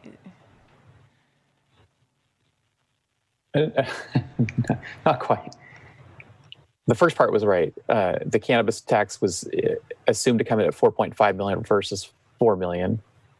There would be a line item, as the slide shows, for $650,000 in RV campground expected revenue for the fire agencies. And then the general fund TOT would be reduced to 3.9 million.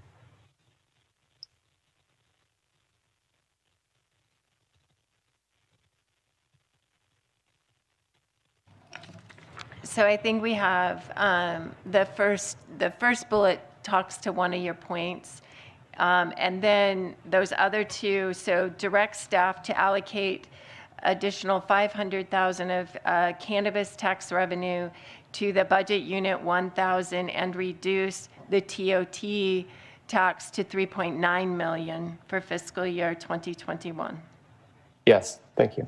Did I get it? That's it. Okay.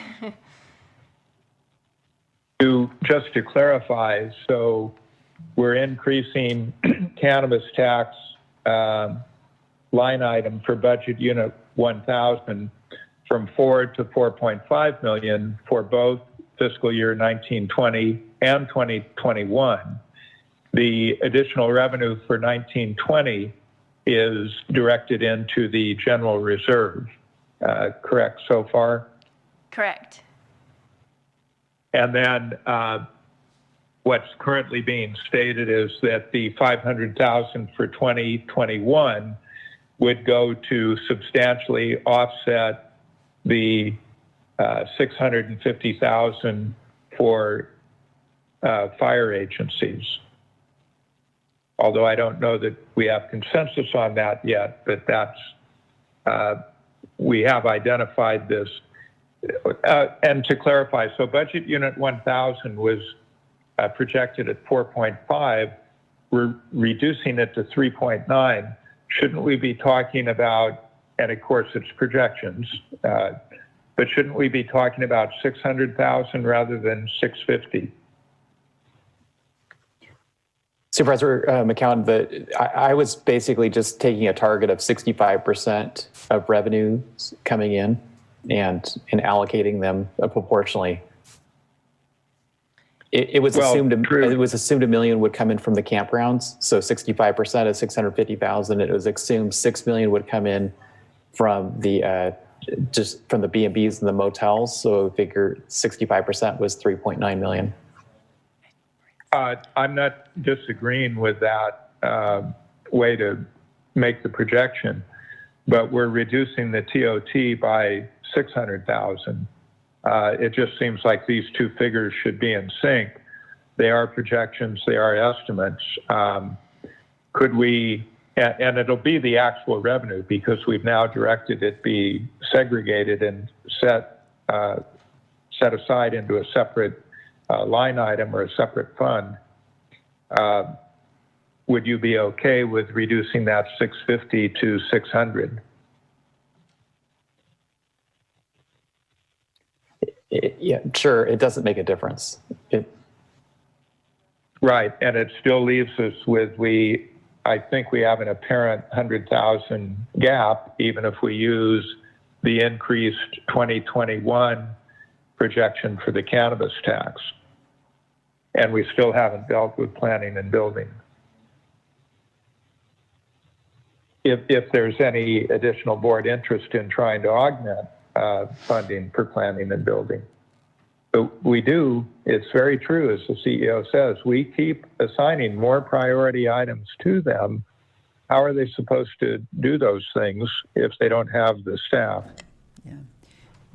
Chair Hashtag, if I could make a comment on that, I fully support what Supervisor McCowan is saying. I've just checked with the cannabis staff, and they do talk about their budget in their presentation, so I was wrong with that. So with that, I do think we have a full closed session now at noon.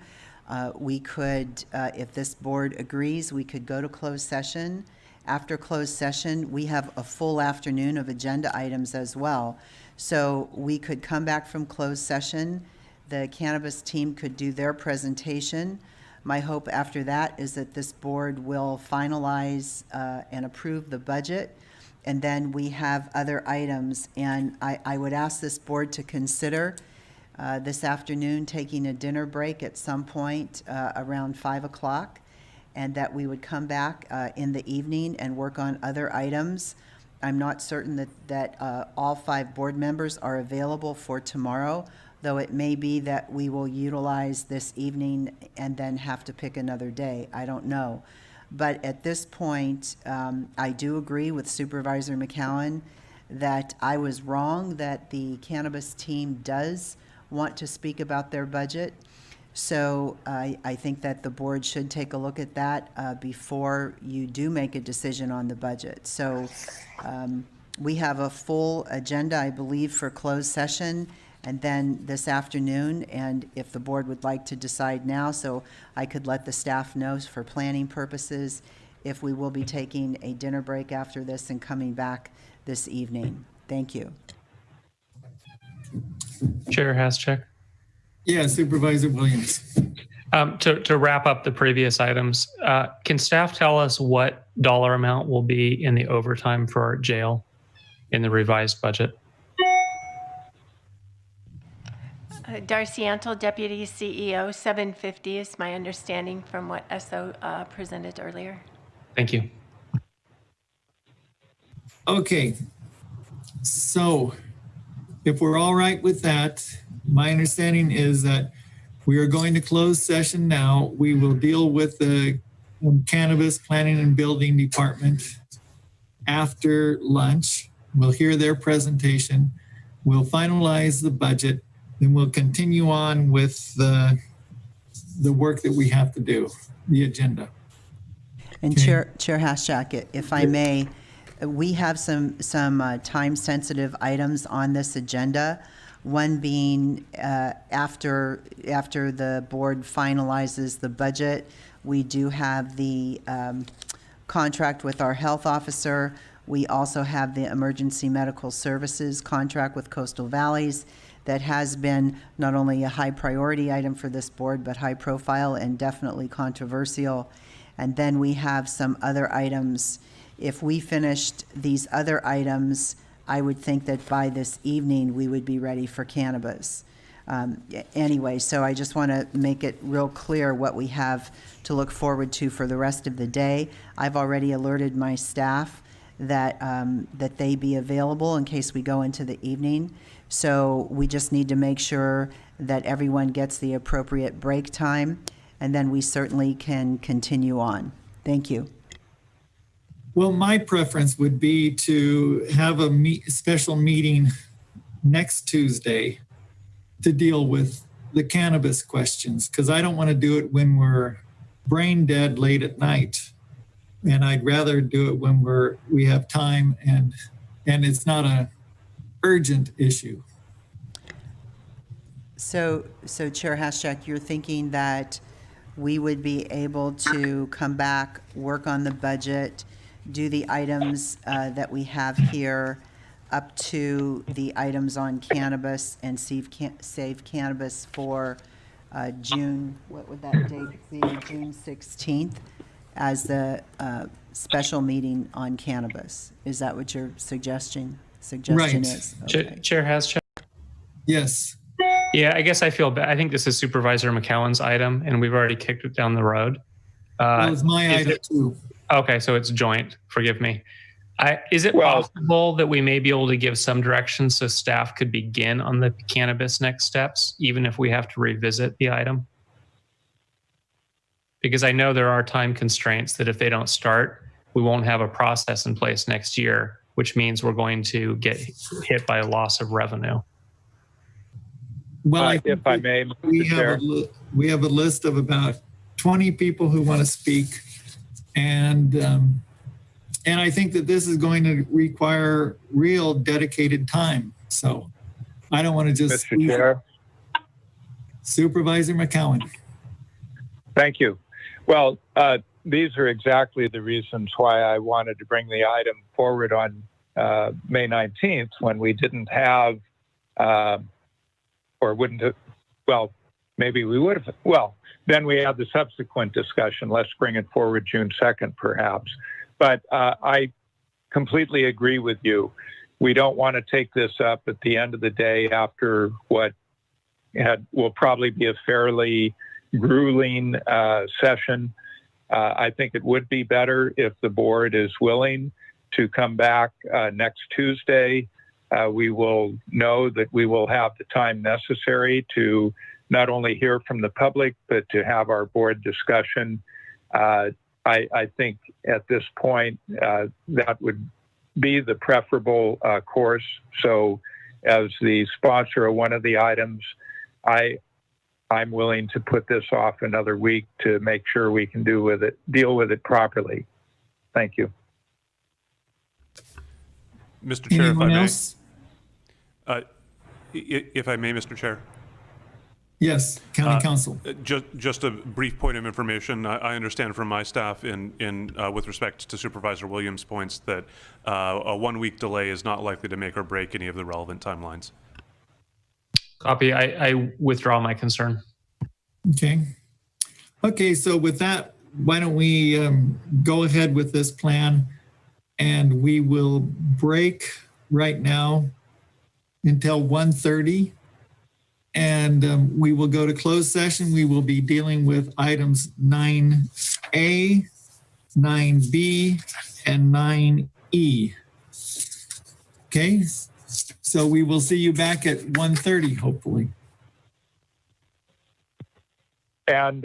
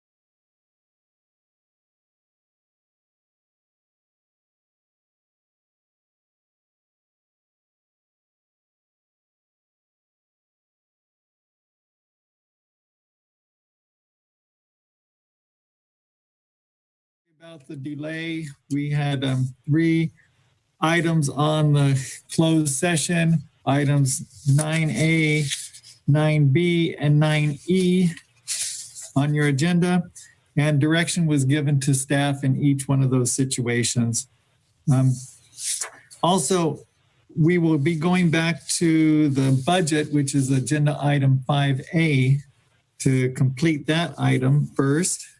And I'd just like to say that before the break at lunch, we did talk about moving the cannabis items to a special meeting, which would most likely be next Tuesday, the 16th. And so all the people who called in for item 6A or 6B, you will have to sign up again to make those public comments next time. So it won't naturally carry over in the system. You'll have to do that. You'll have to sign up again. So sorry about that inconvenience. Also with the budget item, we had 1 public comment, Shai Chanel. And so is clerk of the board, is Shai Chanel online or waiting? We don't appear to have that person or anyone waiting to make public comment at this time. Okay.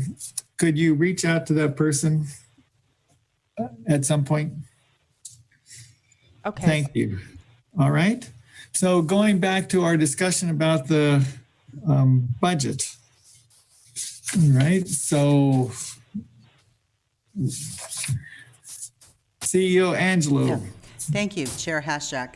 So we're getting very close, I hope, to having a final product for today. Just to recap, we have gone through a day and a half now of getting great recommendations from this board. I think that the budget team has captured those recommendations in writing with some of the slides that you saw before our closed session lunch break. One of the points that came up before the lunch break was around our cannabis program and the need for additional resources in the cannabis program. And I want to thank the board for pointing out that we should probably hear the presentation from Brent Schultz and the cannabis team before the board moves on and makes final decisions about our budget for today. So where we're going right now will be to Brent Schultz and his team to talk about cannabis.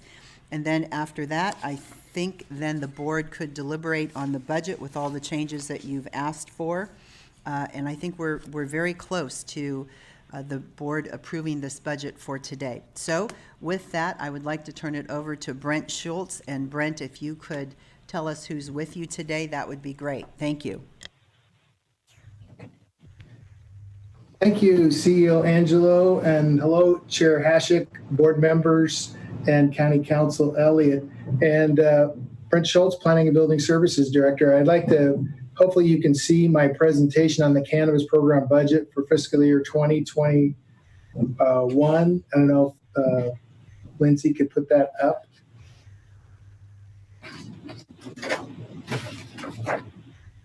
I'm not sure if you can. We're bringing it up now, Brent, your presentation. Okay. And I've got Megan Duquette here, who's our interim cannabis program manager, and our chief planner, Julia Acker-Krog, is here too to answer any questions.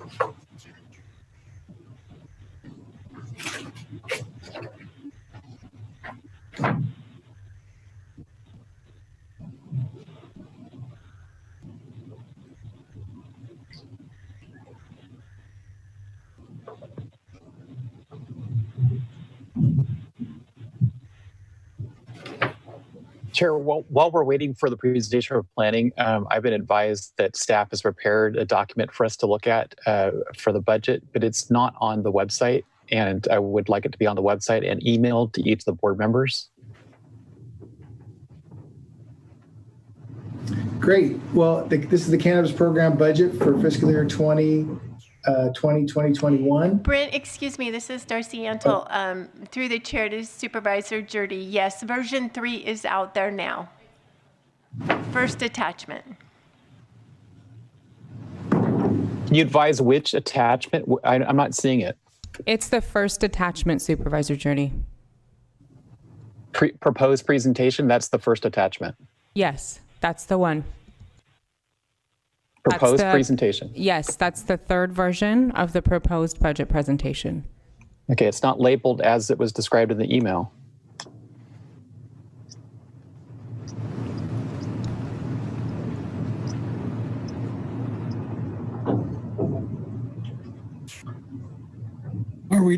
Are we talking about the new revision? I see is the one I see is labeled new revision 2 proposed presentation, and then it says version 3.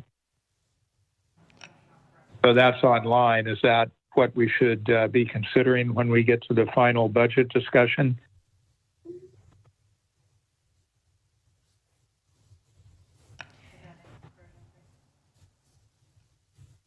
I'm not seeing the document that Supervisor McCowan is seeing on his website. And I've refreshed, I've closed my computer, I've uploaded the website all again, and it's still not showing up. I'm going to unattach it from my program and completely republish. So just give me one moment. I'll get that up there for you. But Clerk of the Board, are we talking about the new revision 2 proposed presentation 2021 ad lib B3? So that was the second version. I attached a third version in my program, but something happened with publishing. So I'm going to go through the steps again and republish and push it back out to the public to ensure you have the correct version. I don't believe you do at this time. Just one moment, please. Okay, no problem. Now we'll go to Brent Schultz and your cannabis program budget. Great. Thank you, Chair Hashik. Brent Schultz, Planning and Building Director again. If we go to the first slide. I always like to talk about the past year, and with a very small staff, 3.5 and 2 extras, we assisted with the Cannabis Equity Grant, helping Sarah and the CEO office work on that, and glad to say we got that grant. A lot of work by the board members as well. We developed a streamlined process for annual permit renewals in cannabis. It used to take many months for people to get a renewal. We now have a one-day process at the counter. We took in 156 new phase 1 applications, issued 36 new permits, processed 96 renewals, issued 4 reassignment permits, and continued our process to assist the 800 applications that we have that are active in our process. We also completed 180 site inspections, implemented new urgent changes that happened for track 1, 2, and 3. Earlier in the year, developed and managed the cannabis tax appellate process and developed that with the county council. And we've got that going. I've been through a couple cycles with that. Implemented the permit reassignment application process. We assisted in drafting the coastal cannabis ordinance, which we reviewed by Planning Commission and the Board of Supervisors for approval, and took it through that process. And a lot of good work by Julie and Matt on that. And just a lot done with a small group of people. I want to thank Nick, Gabriella, Angie, Jen, Megan, Trent Taylor, and everybody's help. So next slide, our goals and challenges for fiscal year 2020-21 will be processing these 800 ministerial applications with our current staffing levels, hiring, training, and retaining cannabis program staff, developing and implementing the Cannabis Equity Grant Program, developing and implementing the phase 3 or what other board direction is for the cannabis program ordinance changes. And then obviously, we are underneath the state of California, and we're going to continue to respond and implement and integrate local, state, and federal changes to our cannabis law regulations or requirements as they come along. The next slide is really our budget for 2020-2021. Our revenue, we estimate it will be about $525. Our salaries and expenses, you see them there, will total about $632. And so we're at our net county costs.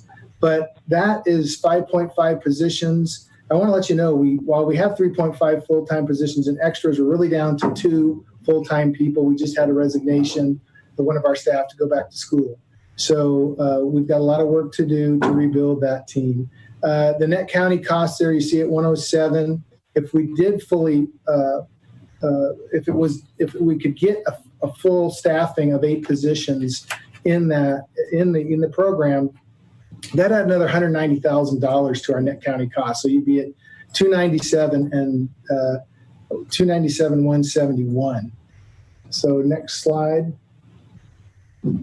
And then the next really important thing that we're doing is, and I want to really thank Megan. She's already got a rough draft of the procedures and process that we're going to go through. We're running them through the GoBiz staff, and she's been great. And hopefully soon we'll be talking to our stakeholders, MCA and others in the cannabis industry here before bringing it back to the board for final blessing and getting that program going this summer. So great work, Megan. As you see there, we did get the $2.2 million in April. 10% of that grant can be used for administrative management of the grant by county staff or subcontracted. The cannabis program plans to recruit a temporary extra help analyst to assist in the management of the grant. That's with the 5.5 proposal. If we got the 8, I would not do that. We would fill those 8 positions, and we would run as fast as we could to keep up with the program. So with that, we're here to answer any questions you have. We're recommending approval of our budget. We really appreciate CL Angelo's support for our program and the PBS staff, and we're here to answer any questions.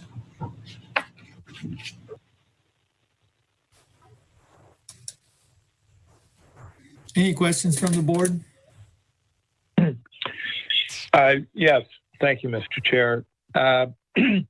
Director Schultz, could you clarify for me the $2.2 million that we have been awarded for the 2021 fiscal year? Is that currently built into your budget? And specifically with reference to the $224,000 that can be used towards administrative management of the grant. Go ahead. This is, if I can through the chair, this is Megan Duquette, Acting Cannabis Program Manager. So we did not include the $224,000 that we can use towards administrative costs because it's a one-time grant opportunity for this fiscal year into our budget. Actually, the entire equity program is going to reside in a different budget unit to help manage and keep track of costs and reimbursement. Thank you. So then in order to bring the program up to full staffing of 8, you would need the additional $190,170. Yes, that's. Now, is that, of course, it takes time to fill positions. Is this, have we factored in a vacancy factor in the cost of these additional 2.5 positions? I don't believe so, Supervisor McCowan.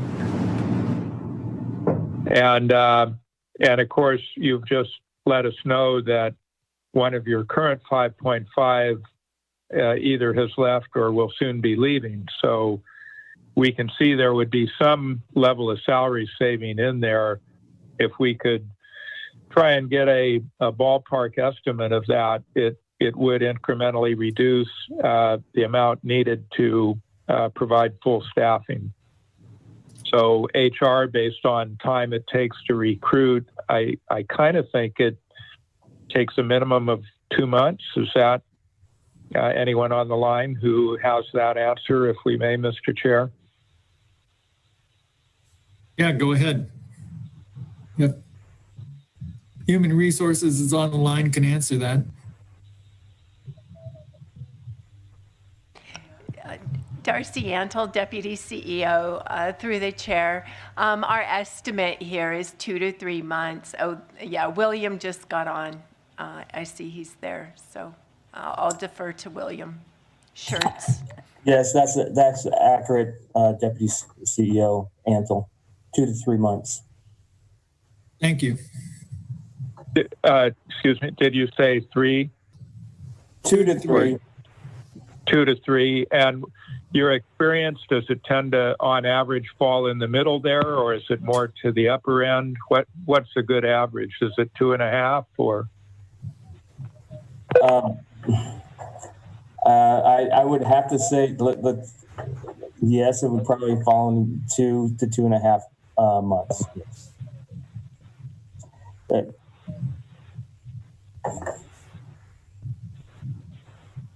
Well, Mr. Chair, I think if the board wanted to move in a direction of providing full staffing,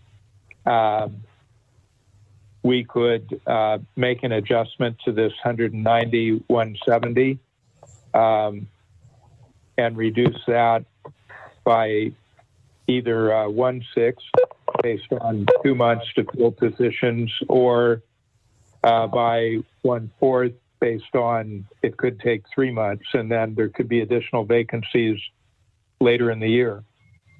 So, you know, I would suggest reducing that figure by 1/4 probably is a reasonable ballpark if the board would like to fund this program.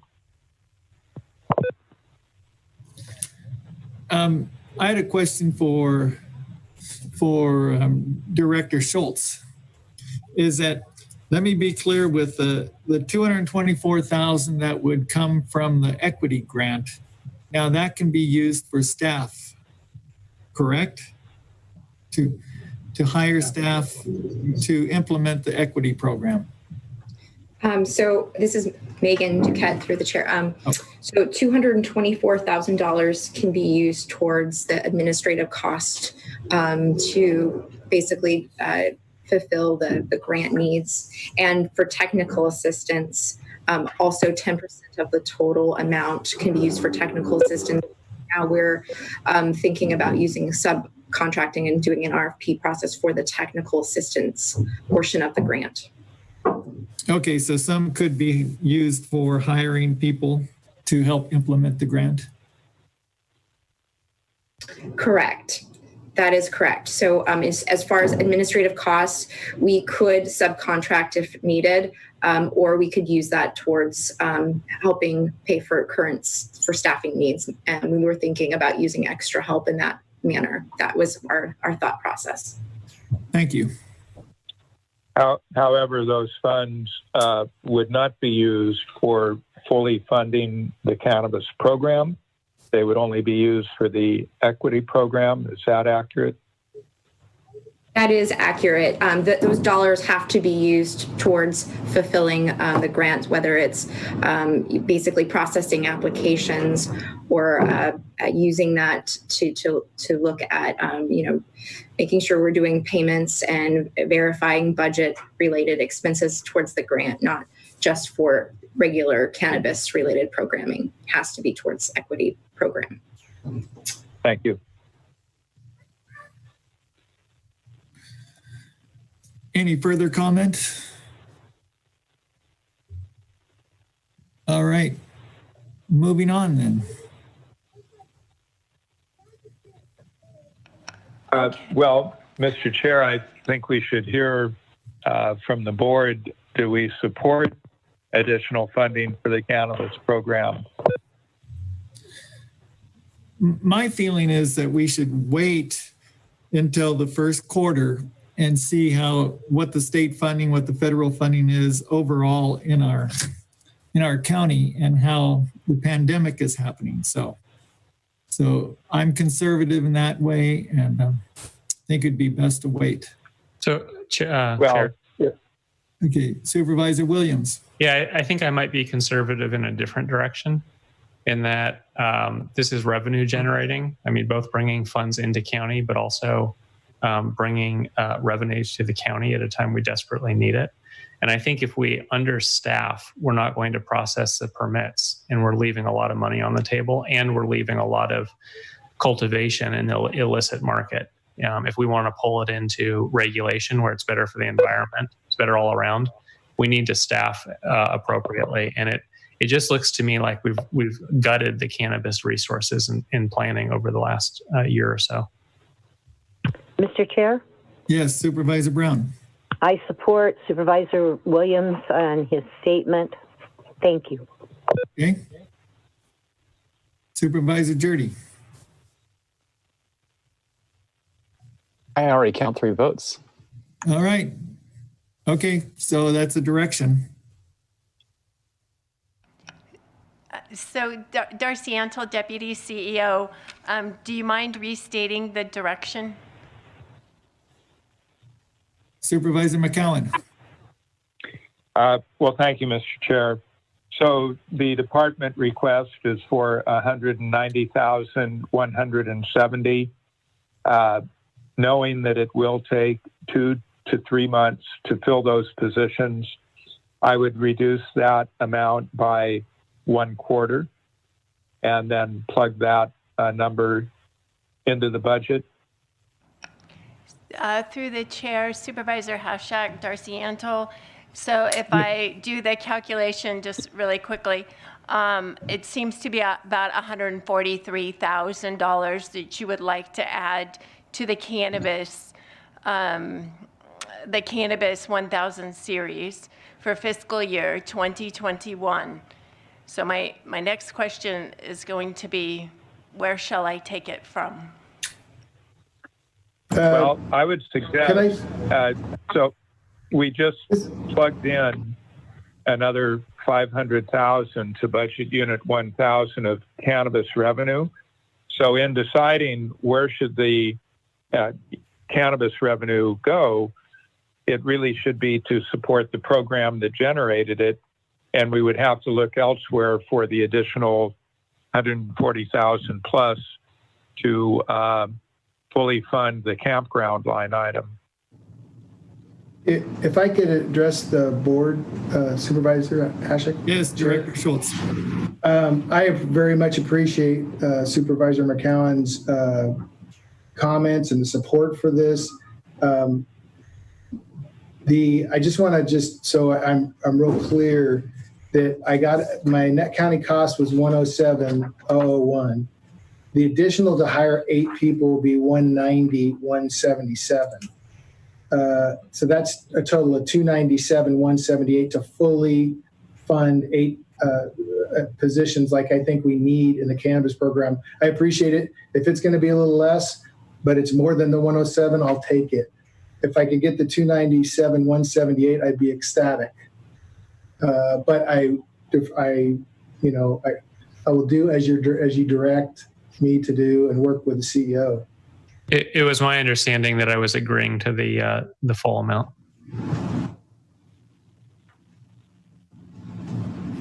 Well, I could support that. I do think we're not going to be able to utilize that full amount. If we went with the conservative estimate of it takes 2 months to fill these positions, we could reduce the requested 190 by 1/6. But we're talking about budget dust at this point. So either the 190 or an amount that we estimate we could actually utilize this year.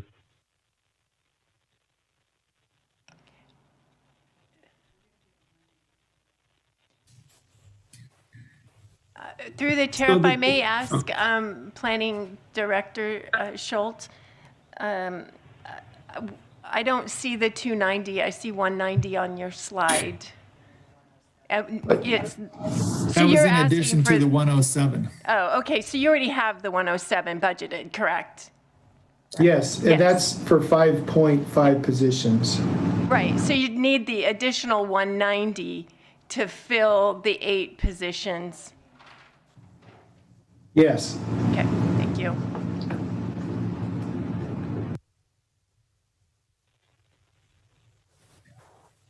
So my question, I guess, to the board is that with the hiring freeze, we're disregarding that and we're going to hire these positions. Chair Haschek, I think the hiring freeze perhaps shouldn't apply where there's cost recovery, right? We're charging fees that should reimburse us for these out-of-pocket expenses. And I think it's a problem if any type of application countywide is being held up because the county is the bottleneck. We don't have enough staff. It's probably not helping our bottom line. So although I support the hiring freeze, I don't know that it applies in this case where we're looking at cost recovery. Well, and not only, if I may, not only cost recovery and that this additional funding should be covered by permit fees, application fees, it also then results in generating additional cannabis tax revenue. So it's not only cost recovery, it's also revenue generation. It's economic development. So in that case, the net cost to the county would not be 190,000 extra. Is that true, Director Schultz? Yes, this is Brent Schultz, Planning Director. Yeah, if we funded all 8, we'd have to go from 107. I need the board to go from 107 net county cost to 297, 178. But then some of that would be recouped in fees and such that were. Yes. Yes. So the although that may be lower.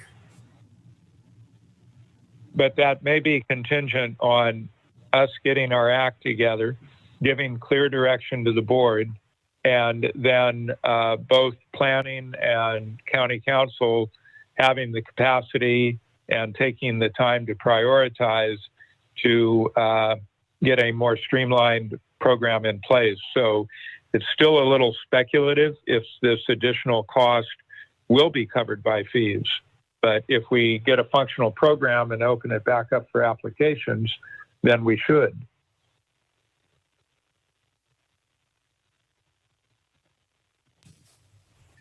All right. But for right now, I think it makes sense to plug in some number. So we're plugging in 190. That's what I'm hearing. 290. We're plugging into 191 additional into the 107. So it'd be a total of 290,000. This is Brent Schultz, Planning and Building. It's 297, 178 would be our final net county cost if you approve the 8 positions for the cannabis program. I support it. 297, 171, I believe. Okay, I'll give back the $7. I'll take it. Okay. So, Darcy Antle, Deputy CEO. So again, to be clear, the cannabis net county cost that's already budgeted is $107,000, $100,000. We are adding an additional 190, 170 to fund the cannabis positions. Is that correct? For a total net county cost of 297, 170. That's correct. 171. Okay.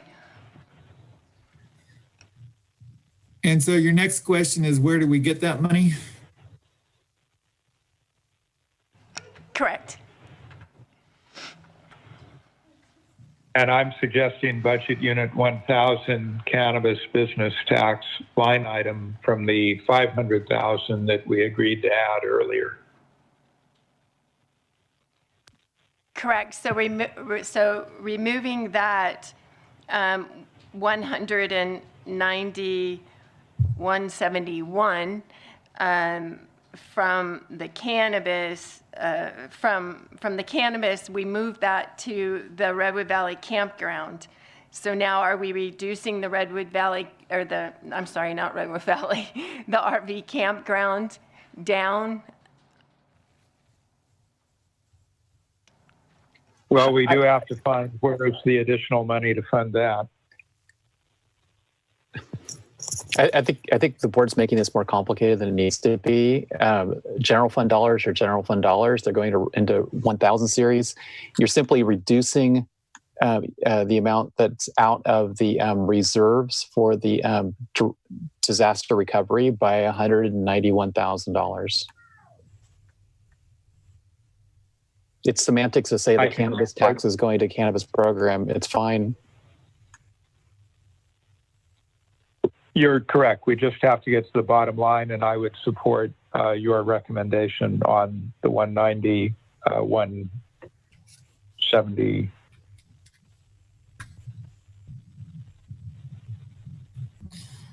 Okay, so are we all right with that? Taking that money from that line item or from the general fund, really? Supervisor Brown. Yes. Okay, and Supervisor Williams. Yes. All right. Supervisor Jurdy, you're all right with it? Supervisor Jurdy? Yes. Okay, and Supervisor McCowan? Yes. All right, so that's the direction. Okay, so CEO Angelo. Okay, Chair Hashjack, let's see. I think that was the last department or program to present to the board. I think that we have, I hope, satisfactorily answered the board's questions regarding the sheriff's budget, certainly your questions around DOT, HR, and some others. So I guess at this point, what I'd really like to do is if I could go to Darcy, and then we just go ahead one more time and just go over the final recommendations to adopt the budget after this board has vetted those. So Darcy? Thank you, CEO Angelo. Excuse me, I'm still not seeing the new version 3. Supervisor Jurdy, do you have that up on your screen? I was emailed the document. That's how I'm looking at it. I've emailed all of it. I've emailed it to all of you just in case, but it is attached to the item as new revision 2 proposed presentation.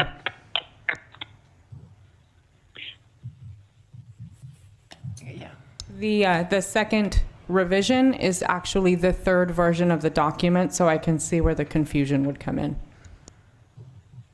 So it's revision 2, ad lib B3. Correct. Right? Can you share with him? Okay. Tim. It's the first attachment. Yes. Conference room A. Tim, will you share your screen, please? So new document, same title. Yes. Thank you.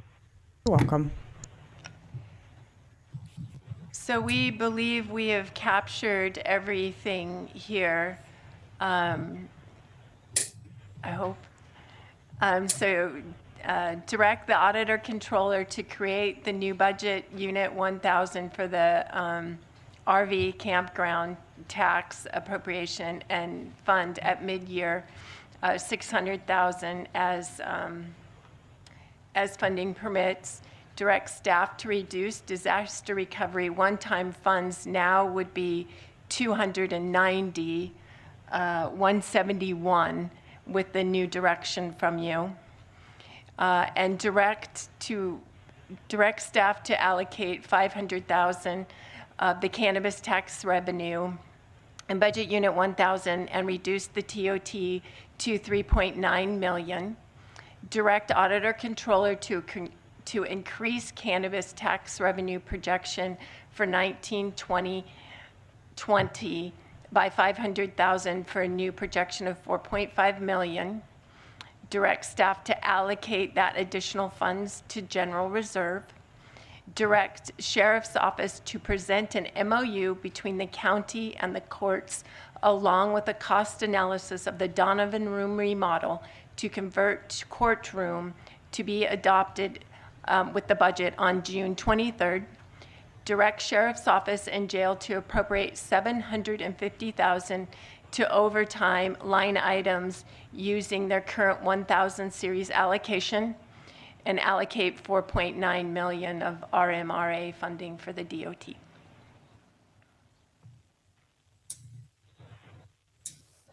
And would you like to see the other slide that had the Fire Safe Council? So if I could get the team to pull up the other slide. And that would be where the money came from for the Fire Safe Council? That'll show the Fire Safe additional 100,000. I think they might be going the wrong. There you go. So about And then, halfway down the page, you can see the 100,000 fiber sub calcium. It's bolded. I don't. Okay.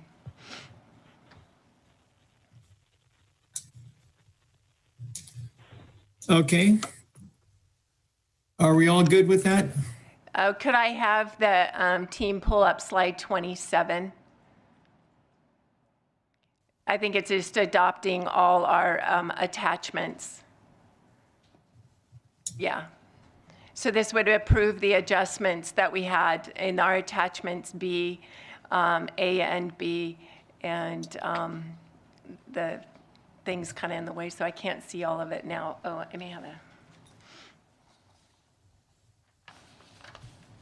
And this would just be a cleanup, but the earlier slide, budget unit 1000, we would increase cannabis tax revenue line item to 4.5 million, both for this and next fiscal year.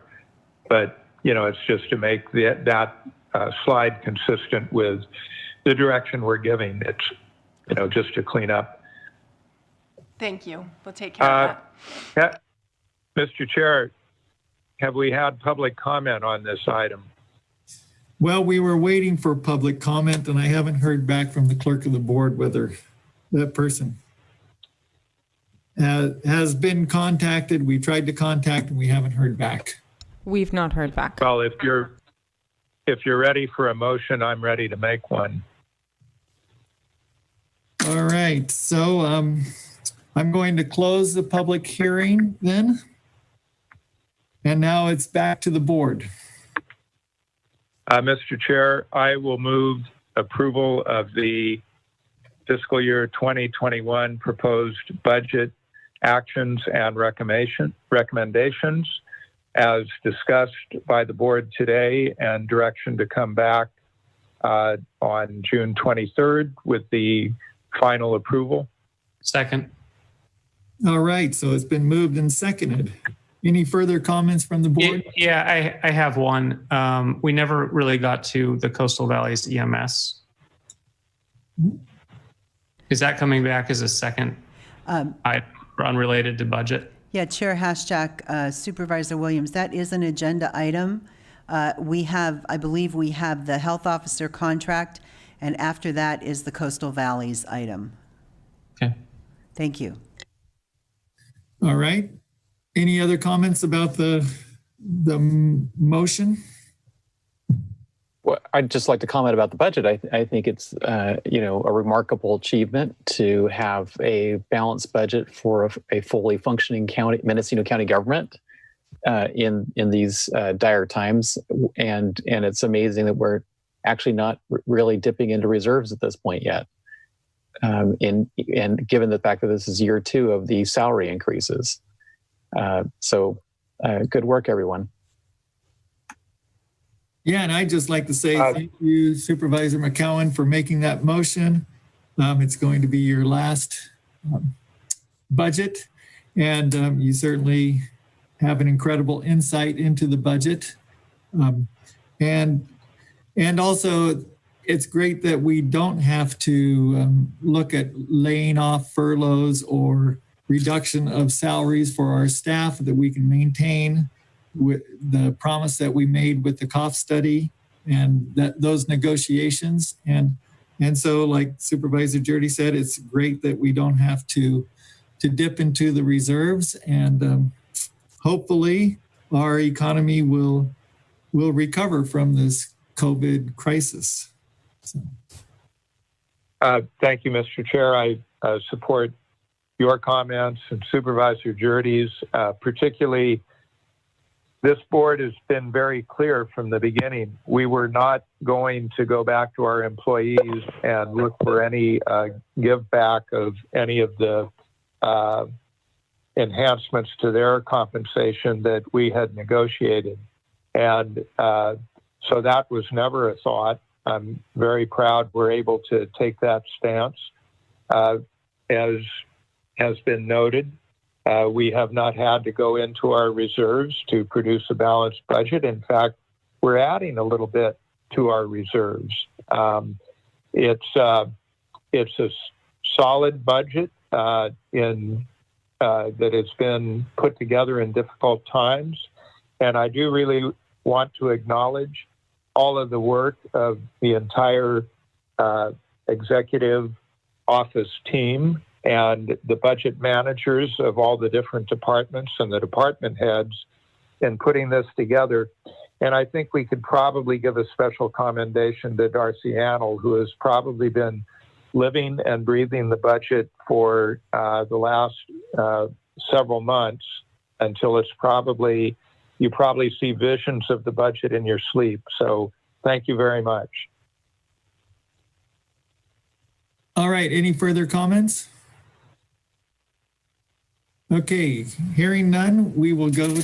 Clerk of the board, could you conduct a roll call vote? Absolutely. Supervisor Jurdy? Yes. Supervisor Williams? Yes. Supervisor Haschak? Yes. Supervisor Brown?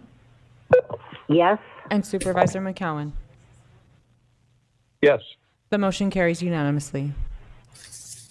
All right, well done. And again, thank you to Darcy Annell, CEO, and everyone else who contributed to this process. So very well done.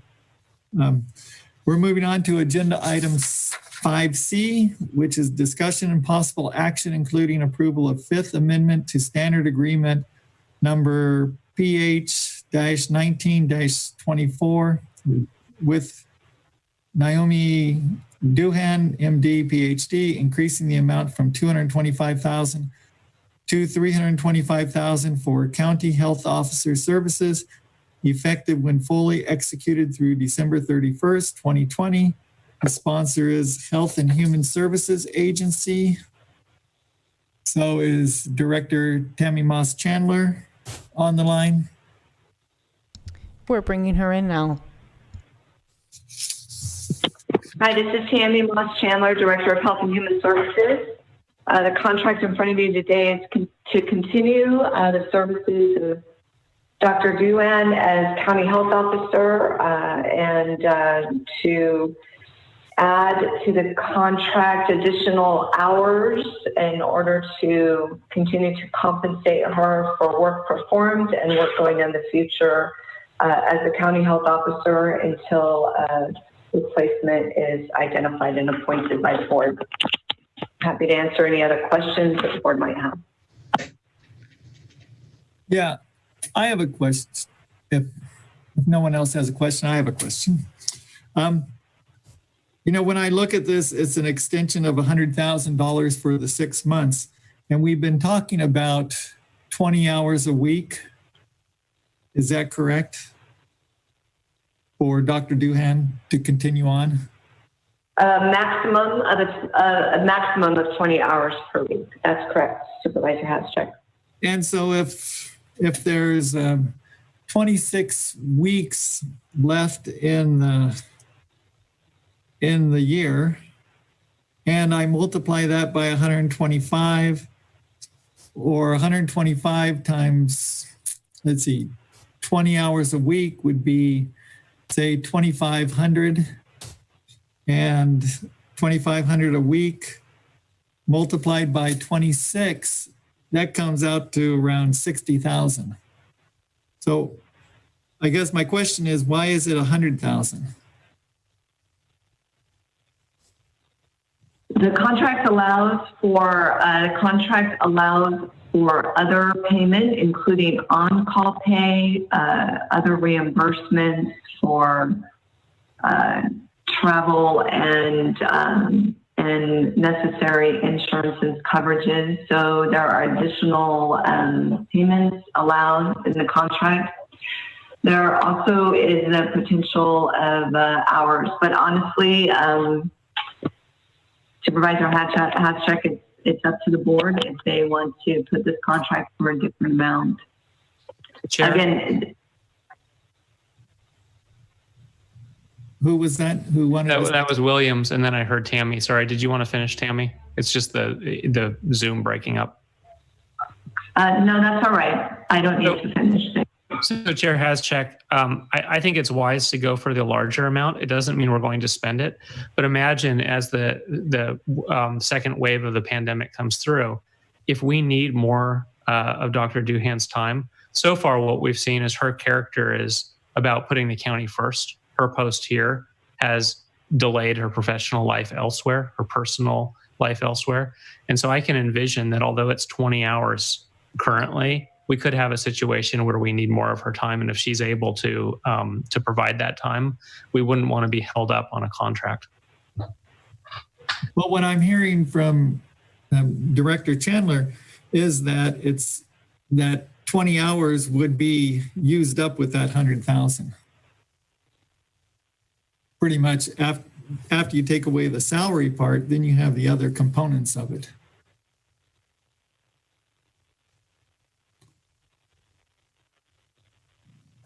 Any other comments? Yeah, just briefly, Director Chandler, can you just give the board already knows this, but can you give the public a little information about how the county's paying for this? I believe the county's being reimbursed pretty substantially from FEMA because this is response to a disaster. Yes. So a contract for FEMA services, this contract is allowable, like many of our contracts, to be reimbursed during the disaster up to 75% of FEMA reimbursement for the hours working on COVID-19, specifically in response to the emergency under the local, state, and national emergency declarations. And in addition, we also have grant funding for the work performed in response to COVID-19 as part of our public health emergency preparedness extension of funding that we're using as a local leverage wherever possible for the health officer and other related physician contracts and other health professionals who are helping respond to the emergency.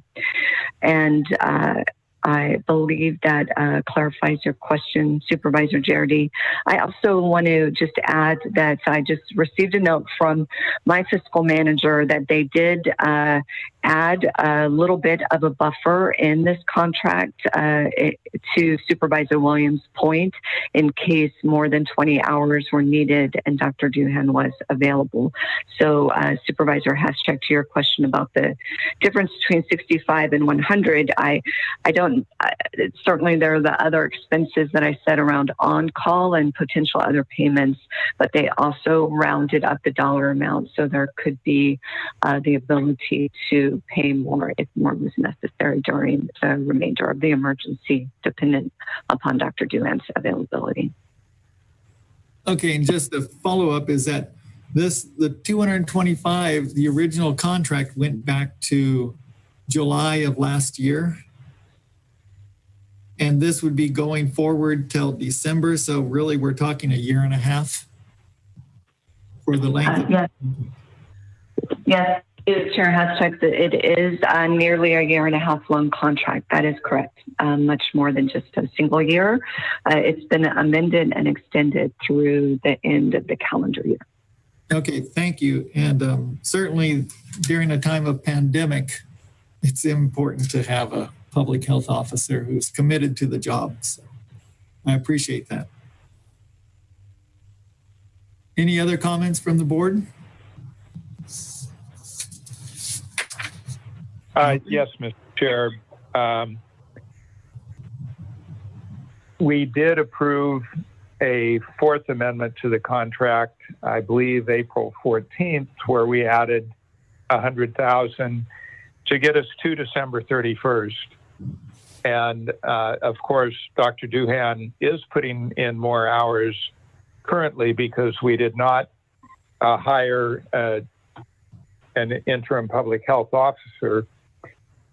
However, this has been something of an uncontrolled expense, as all of COVID has. The board hasn't really had the opportunity to weigh in on the COVID expenses.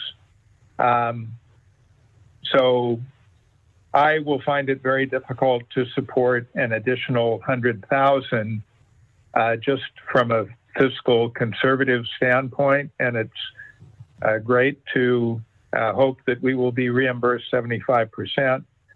But I'm still concerned about the uncontrolled nature of some of these expenses. So if I vote no, that will be my reason for doing so. Thank you. Chair, I have a question, if I may, for Supervisor McCowan. Say we don't approve it, we run out of money, we don't have a contract public health officer. How do you envision that going? I'm making a statement in favor of fiscal conservatism, and I would appreciate better cost controls going forward. A previous version of the contract, maybe the original one, required a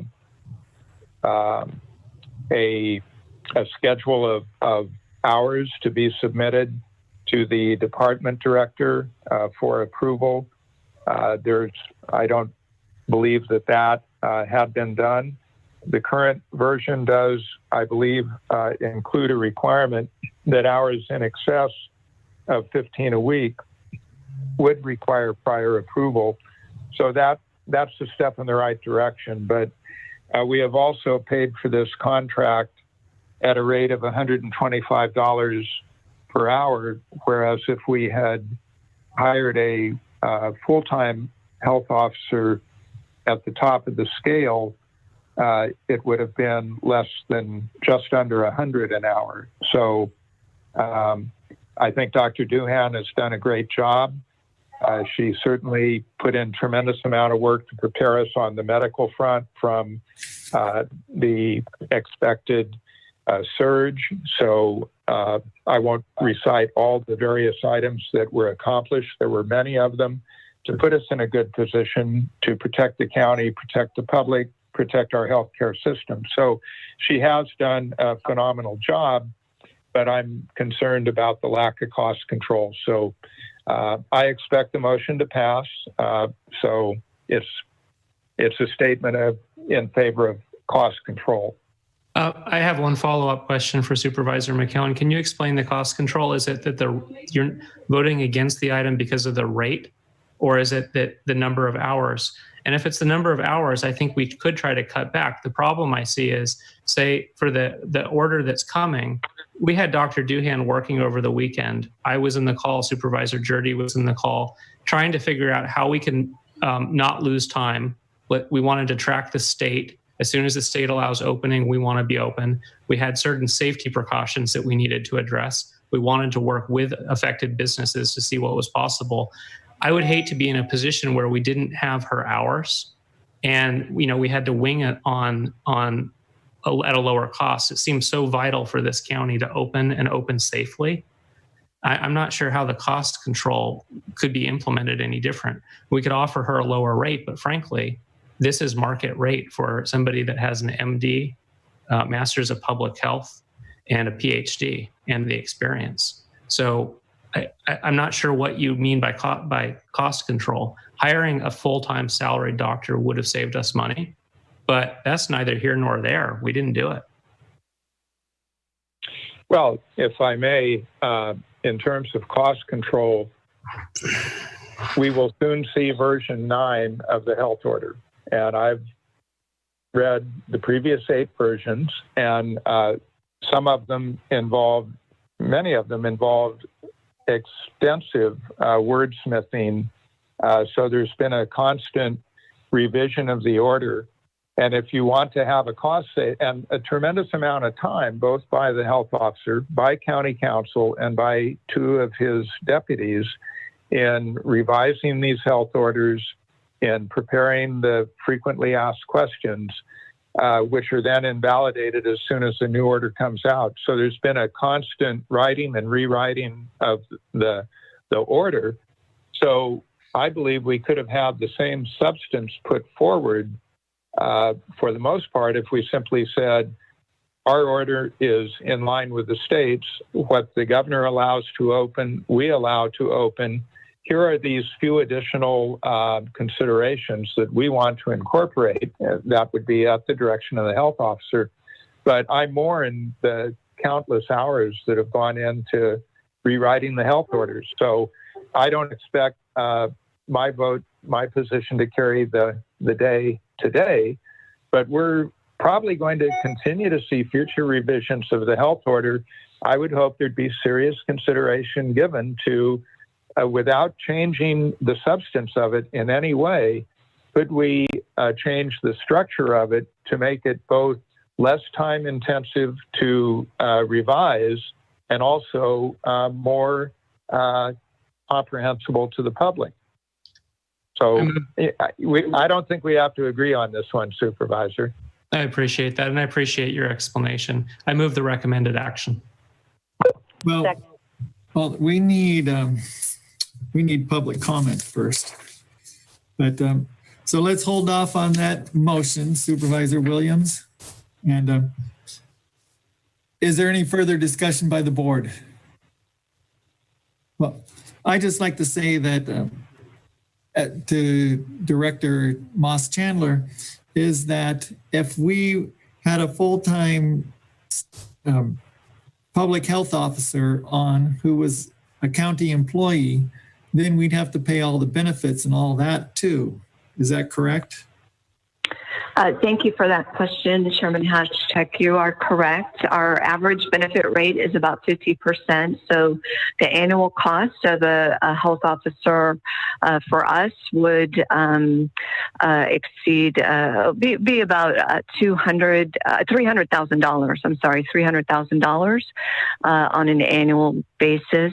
That is actually below market rate for many medical doctors and the level of experience and requirements that we're requiring for the health officer position here and across the state. It is actually, we are just at the mid to lower end of the market for a health officer for a light county like ours. So for the hours that Dr. Dewan has worked specifically on the COVID-19 response, we're certainly paying less than we would for a health officer on a full-time basis.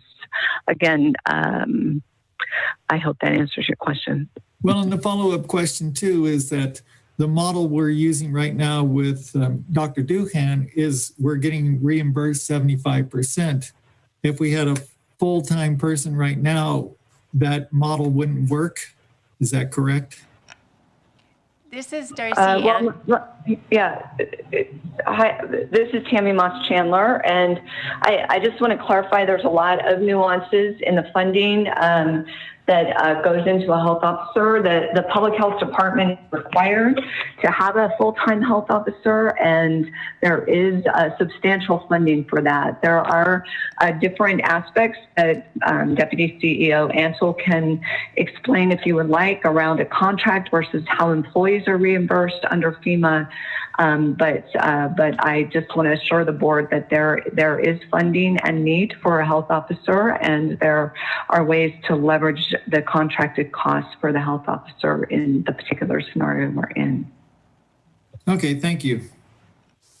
And Deputy CEO Antle, did you have something to add to that? Supervisor Hashek, yes, Tammy mentioned there is funding in the public health budget for a public health officer as they are required to have one.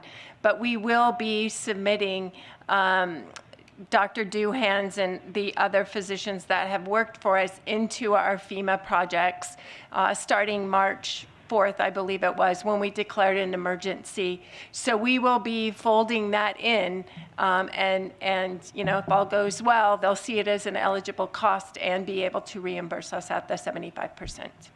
Versus as an employee, then they are looked at as a exempt employee, such as they would CEO Angelo.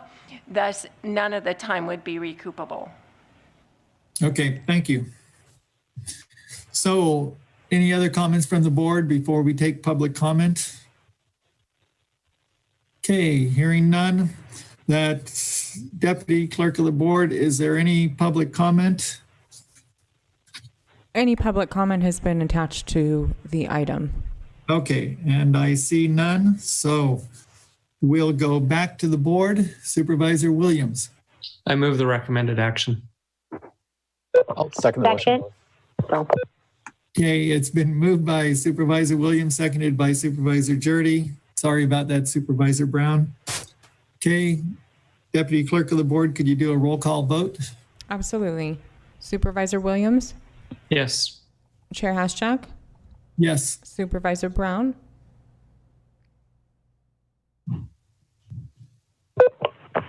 Yes. Supervisor McCowan? No. And Supervisor Jurdy? Yes. The motion carries with Supervisor McCowan dissenting. All right. And we'll move on to, well, I'd just like to say thank you to Dr. Doohan for continuing on. And certainly we appreciate your work and the effort and the way you've kept our county safe so far. And we look forward to being healthy and safe in the future. So thank you. Agenda item 5D, discussion and possible action, including approval of retroactive agreement with Sonoma County in the amount of $1,182,221.62 to provide emergency medical services administration in Mendocino County effective July 1st, 2019 through June 30th, 2022. And the sponsor is a Health and Human Services Agency. So Director Moss Chandler, would you like to speak to this? Sure. Thank you, Chairman Haschak. I just will give a brief overview. This has been an unfortunate delay for this contract to come to the board. The details in this contract were presented to the Board of Supervisors during the first quarter budget meetings on November 19th, 2019, with an anticipation that this contract would be coming to the Board of Supervisors very shortly following that. This contract with Coastal Valleys EMS first was discussed with the board over a year ago as the contract was coming to an end in June of 2019. At that point, the department extended the contract by 3 months. At the current rate, because Coastal Valleys and specifically Sonoma County Department of Health Services and the county administration in Sonoma was requesting significant increases to continue the contract. So it was discussed different aspects of how long to make this agreement, and it's why this information was brought to the board for discussion in November of 2019. In November 2019, it was further asked again for the county to explore the possibility of a joint powers arrangement with Sonoma County. So there was some back and forth between from Mendocino County Council and Sonoma County Council to potentially add JPA language in the contract, as well as some other language to strengthen the contract. While the other language was accepted, the JPA language was not accepted as a language within the contract. But the other terms are attached in front of you today, with the contract now going through June 30th of 2022, and continuing the arrangement with Coastal Valleys EMS as the county's local EMS authority. With that, I'm happy to answer any questions of the board. Supervisor Jurdy. Yeah, Director Chandler, Supervisor Williams discussed the idea of trying to proceed with the JPA before the end of the 3 years. Does the 3-year contract in any way prohibit us from renegotiating and securing, either terminating that contract before the end of the 3 years, or just amending it to include a JPA? Well, I think I will ask if County Council Curtis has anything to add, but my understanding was they did not want the language of a JPA in the contract. It certainly could be discussed at the political level, that typically forming a JPA is a political decision. And certainly you've had that experience, as has others on the board, of forming or continuing JPAs with other county elected officials across regional counties. So my understanding is that they just did not want the contract to have the language around the JPA. In addition, I just want to be clear that there is a termination clause in the contract. It is a little bit longer than a typical contract because of the nature of an EMS, but certainly there is an ability to terminate the contract before 2022. Or certainly to amend the contract with additional language if both parties agree. I have a question for CEO Angelo. Yes, Supervisor Williams. So 3 instances I can think of where the LEMSA has become of critical importance: the fires, the pandemic, and in addressing the ambulance shortage. Do you think that the LEMSA through Coastal Valleys as it stands now is optimal, or is there room for improvement? Chair Haschak, to Yes, Supervisor CEO Williams' question. Thank you. Well, of course, you know that what I'll say is there's always room for improvement, whether it's a LEMSA that Mendocino County runs or whether it's Coastal Valleys. I would say that in 2017, with the fires, as this board knows, and as Coastal Valleys knows, and Sonoma County knows, I was not happy or felt that Mendocino County did not get the amount of time that was needed during the fires from Coastal Valleys. By 2018, and as you recall, I actually made a recommendation to this board to terminate that contract and develop our own LEMSA, and Tammy Moss-Chandler and I did this. It wasn't just me. And of course, the board would not move in that direction. We wouldn't move in that direction because of the cost. But what we also know is there was a lot of work involved. I guess I could go on, but let me answer your question. Since 2017, I think we have had many discussions and meetings with Brian Cleaver, Jen Banks, Dr. Lovato, and also Sonoma County leadership. Can the service of a local EMS authority be better than Coastal Valleys offers today? Yes. Coastal Valleys would say themselves that the service could be better. I think that we have one person who serves Mendocino County from Coastal Valleys completely, which is Jen Banks. And I can tell you during the pandemic that Ms. Banks has done everything she can to serve the county. If I could wave a magic wand, what I would say is that we should have more communication with the Sonoma County leadership. It's been very clear through this pandemic that the Sonoma County leadership really rules this process, and that the Coastal Valley staff really cannot make any serious decisions without the Sonoma County leadership, which is somewhat different than what we do up here. So I think that in order to improve the services, we should look at having a closer working relationship with Sonoma County leadership regarding EMS.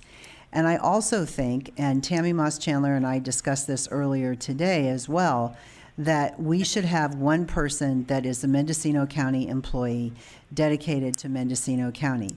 That is not to say that Jen Banks is not doing her job and doing a good job. I think it would improve the services to our pre-hospital system. Certainly communication with the board would be improved, and I think Coastal Valleys would actually appreciate having one person here as well. So service could be better, absolutely. A different model could be better, absolutely. Is there still a priority issue if there's a problem in Sonoma County and a problem in Mendocino County? There could be, and that would be my answer. I think that we can all work on this. Ambulance shortage was number 3. The ambulance shortage. You know, I am probably not the best person to speak to that because I certainly don't attend EMCC. I'm not in all the meetings. I can say that The ambulance providers themselves did approach this board, did approach me. We did have meetings. I did hear a lot of concern about from the ambulance providers as to Coastal Valleys not providing the service that they wanted. But I will also say, when those providers had an opportunity to speak out in front of the board, they did not. So I can't say, and Supervisor Williams, you and I have had this discussion, can we say that Coastal Valleys is the cause? No, we know they're not the cause. Can they provide a better service as far as accessing more and better ambulance services, serving this community, working with our ambulance providers in this community? I would say, sure, they could do better. Could anybody else come in and do better? Could we ourselves do better? I don't know. You know, again, for me, I will go back to what I said in 2017, and it has nothing to do with the service from Coastal Valleys. I believe if we had our own local EMS authority right here that worked out of Doris Street, and Jen Banks does work out of Doris Street, but we had our own staff here that could dedicate 100% of their time, if not more, to Mendocino County, would the service be better? Most likely it would be better. But for what we have and the cost and the fact that we do so much with Sonoma County, the Coastal Valleys has done a pretty good job. And their services today are, I would say, are much better than 2017. They probably would say that they provided a good service in 2017, and I'm sure in their minds they did. But I can tell you now in 2020, if I call Jen or I call Brian, they're right there. I don't have any issue. And I also want to say Dr. Lovato is always available to us as well. So I hope I answered your question, Supervisor Williams. You did, and I think we're aligned. I don't feel comfortable supporting this today. I could support it, but I think a better path may have been to run it through the ad hoc that was focused on these issues and explore whether we need to augment with additional staffing, whether we need to work politically with Sonoma County to figure out how we can more tightly integrate. But I'm worried that if we have fires like we saw in 2017, or we have people showing up in the boardroom talking about lack of ambulance response, we're going to be in a situation of pointing at Sonoma County that this effort is paid for by Sonoma County. All of the staffing gets their paycheck from Sonoma County, and we don't want to be an afterthought.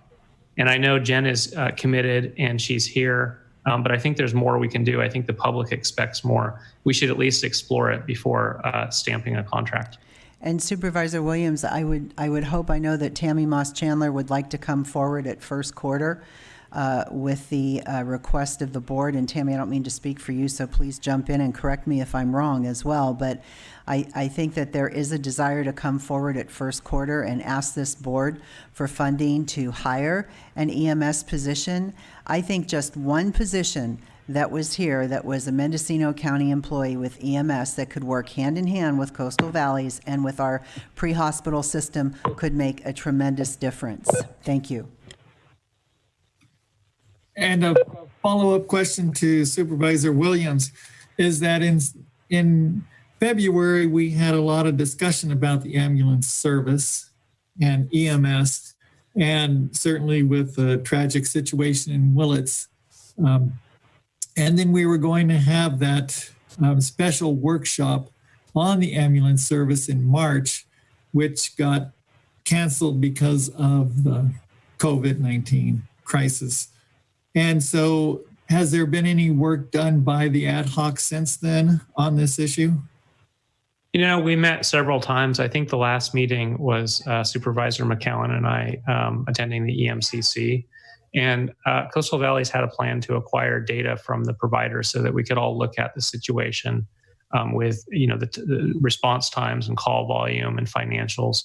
And that didn't come together. I know they needed more time, and I'm not blaming Coastal Valleys. I think that they needed more time because the providers were not completing the forms on a tight schedule. But there's more work that needs to be done. And I think if we approve this today as is, we're not solving the problem. And it'll be a more difficult position to rework it or renegotiate once we're in a 3-year contract. The time to think about those changes is now. And I'm not thinking about asking Sonoma County for a better rate.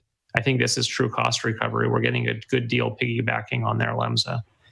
But I think we're selling ourselves short when we look at our needs and how critical a role this plays and the sorts of problems we've had in the past. Thank you. Supervisor Brown. Thank you, sir. I believe I heard Ms. Moss Chandler say that there is an exit clause. Is that correct? Mr. Chair, if I may answer that. Thank you. County Council. Thank you, Mr. Chair. Yes, so there is a termination clause in the agreement. It's on page 6, paragraph 7. Either party is allowed to terminate for convenience upon 90 days written notice to the other party. Okay, thank you. The next point I want to make, we talked about the possibility of hiring an EMS coordinator in the first quarter. I thought we had a hiring freeze. I brought this up several times. I heard Supervisor Williams say he supported it. So just wanted to make that point. Thank you. Any further comment from the board? I have one last question for County Council. If we were to hold off on approving this contract, is it accurate that the service would continue, that the state would not allow the LEMSA to stop providing service for us? Obviously, we have to pay for what we use, but is there potential for services to terminate due to lack of contract? Mr. Chair, I'm afraid I don't know that I could fully answer exactly what the state might do in the event that we don't contract. Certainly, we generally have had some room where something's been worked out or something has been in the works. If there was some perception that the contract had been rebuffed and not in negotiation, I'm not quite certain what the state might allow or not allow. So Supervisor Williams, with the termination clause of 90 days for without cause, so that we could, do something different in 90 days notice, what would be your complaint about signing this agreement? Well, I think the time to talk about a different model is not when we're in a 3-year contract. It's before we enter into the contract. Well, it seems like we've had months and months and we haven't come up with anything. And so now we have 3 weeks until July 1st when we don't have a LEMSA or whatever.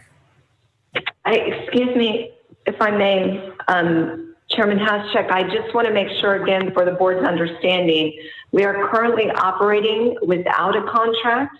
The contract ended September 30th of 2019. Again, this was brought to the board several times last year, that the contract was ending in June of 2019. We extended it by 3 months and then worked on this contract. Again, there was a time when we could have been proactive in planning, but certainly the lack of planning in this case has created the fact that right now we do not have a current contract. The most current contract expired in September of 2019. Mr. Chair? Oh, go ahead, Supervisor McCowan. Well, I think I can agree with just about everything that's been said. It certainly would be to the advantage of Mendocino County to have our own staff person who is dedicated to working with the LEMSA. That did used to be the model. I think that was one of the casualties of the Great Recession. it may well be to the advantage of the county to continue exploring other options. However, every discussion we've had has made clear this isn't a situation where you can swiftly transition from one LEMSA to another. If we were to develop the capacity in-house, if we were to explore a JPA with other counties, any option we pursue will certainly take time to implement.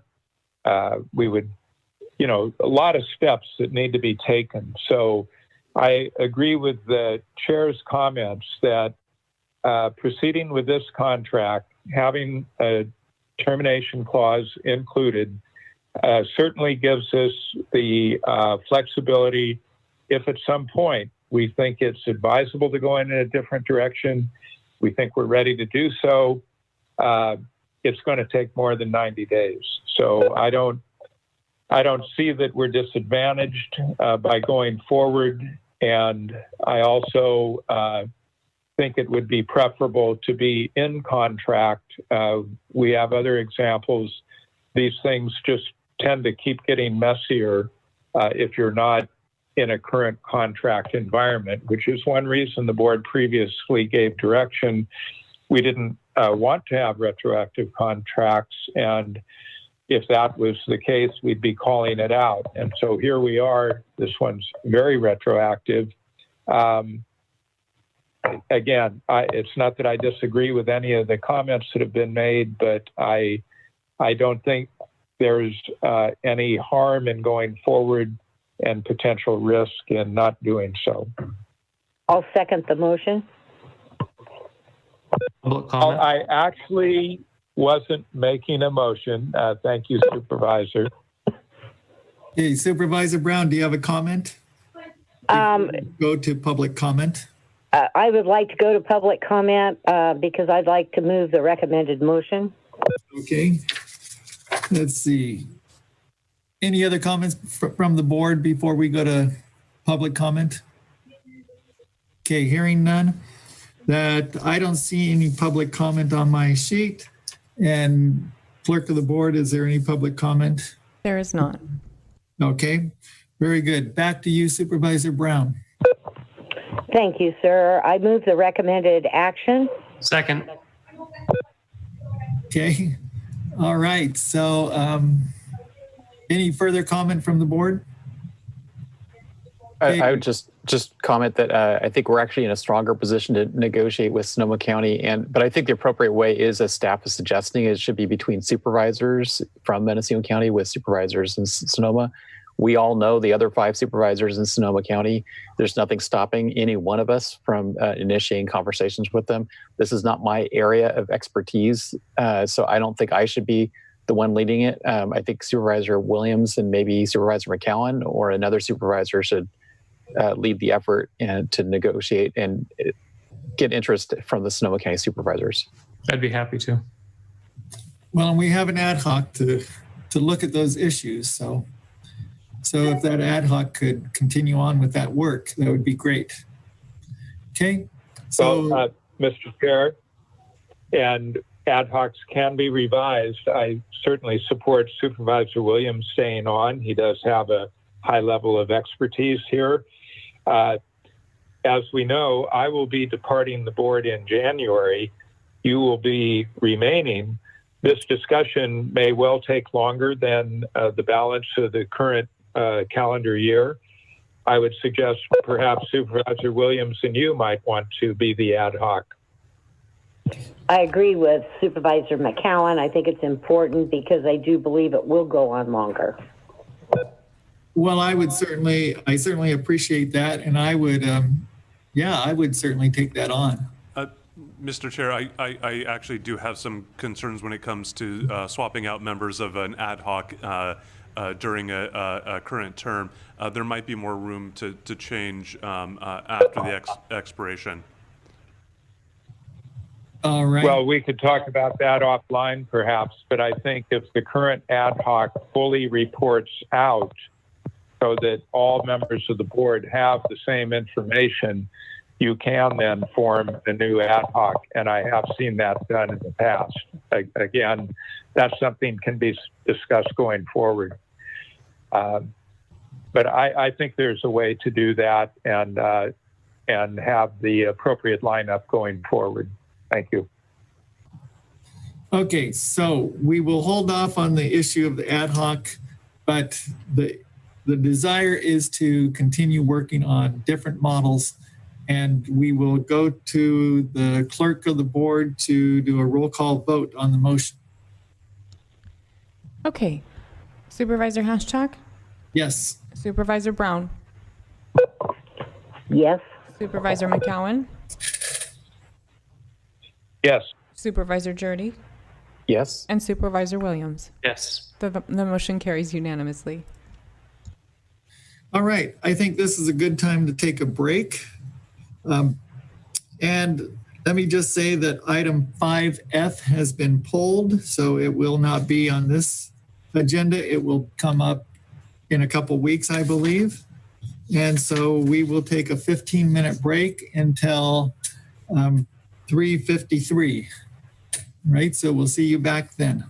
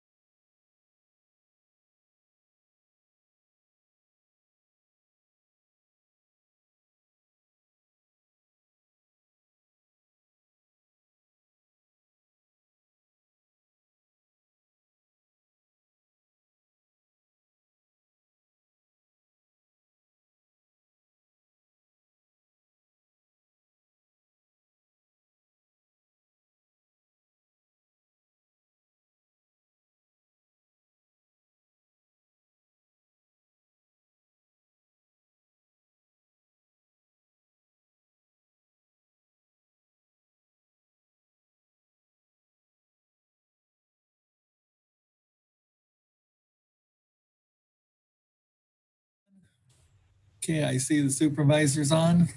Yes, everyone is present. Very good. Welcome back, everybody. And just to take care of some housekeeping business before we get into the next agenda item, is that we're planning for the cannabis meeting to deal with items, 6A and 6B on June 16th. So we can do it either in the morning or in the afternoon. We can start at 9 o'clock or we can start at 1. So Mr. Chair, I would suggest we start at 9 to make sure we have ample time. Okay. Any other comments on that? Hearing none. I agree with Supervisor McCowan. Okay. Sure. Okay, I'm totally into it. So we'll start at 9 o'clock to deal with the cannabis items. That's on June 16th.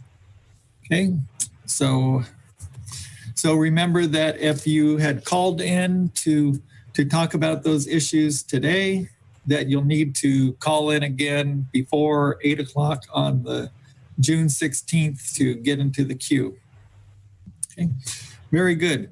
And also, Mr. Chair, perhaps we could ask that the online comments submitted by the public be reposted to next week, unless someone chooses to let us know that they withdraw it.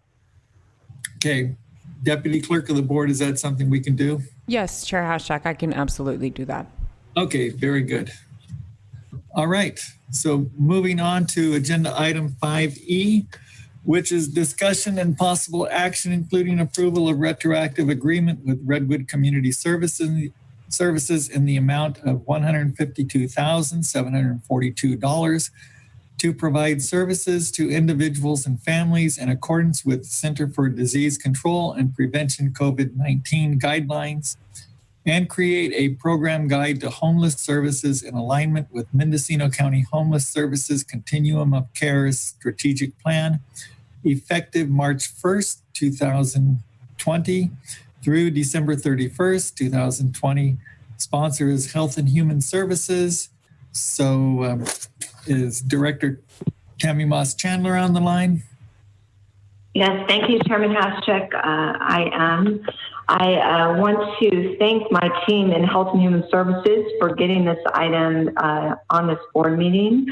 I also want to apologize to the ad hoc because I know that Supervisor McCowan and Supervisor Jardy have been asking for comprehensive reports of how the county is proposing to utilize some of the COVID-19 emergency funding that came to the county in the amount of about $142,000.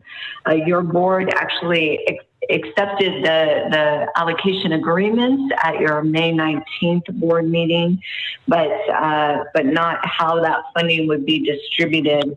In the summary report of this board item, there is a brief report that the Health and Human Services team put together to try to update the board on what's happening with that funding. But the biggest group of that $142,000 in funding is being attributed to this contract with Redwood Community Services for the efforts of building bridges and the homeless shelter.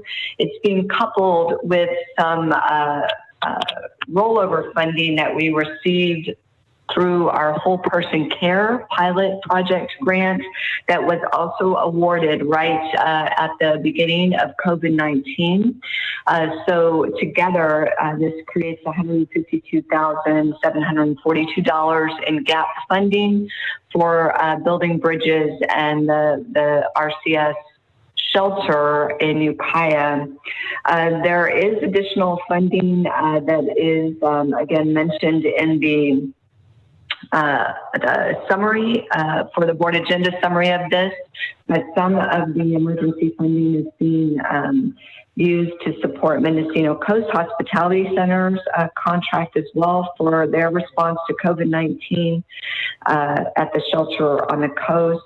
And there's other aspects of the funding that have helped with the encampment. But again, I apologize that we don't have that full report for the board, and certainly we'll be working with the ad hoc to get a more comprehensive report about all the efforts around supporting people who are experiencing homeless, and to further elaborate on the brief that Supervisor McCowan provided yesterday during the budget hearing. So with that, I'm happy to answer any questions about this contract or the related information in the board agenda summary. Okay, any questions from the board? Hearing none, we will go to public comment. I don't see any public comment on my list. Deputy Clerk of the Board, have you gotten any public comment? There's no public comment on this item, Chair Haschak. Very good. Mr. Chair, I'll move approval of the recommended action. All right. Second. Okay. And I would just like to add that even though we don't have maybe an extensive report on the overall efforts during COVID by the county on homelessness, Supervisor McCown and I have been briefed many times. We've had many in-depth conversations. So I feel like we actually have been informed very thoroughly, given how difficult it is to communicate and work together during this situation. And I also agree that, or believe that the board has been generally updated by reports from the ad hoc and from staff. So, and I think staff has been more focused on doing the work maybe instead of putting the word out about everything that's been done. I think that's been true of our COVID response in general. And unfortunately, many of the public are left not really knowing just how much work has been done. So thanks, everyone. All right. So we have a motion, seconded. Any further comment? Okay, Deputy Clerk of the Board, could you please conduct roll call? Yes. Vote. Supervisor Brown? Yes. Supervisor McCowan? Yes. Supervisor Jody? Yes. Supervisor Williams? Yes. And Chair Haschak? Yes. Thank you. The motion carries unanimously. All right. So like I said before, that item 5F had been pulled.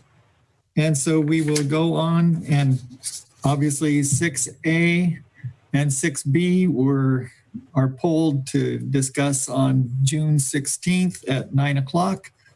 So we'll go to item 6C, which is Supervisor Reports. So we'll start with Supervisor Brown.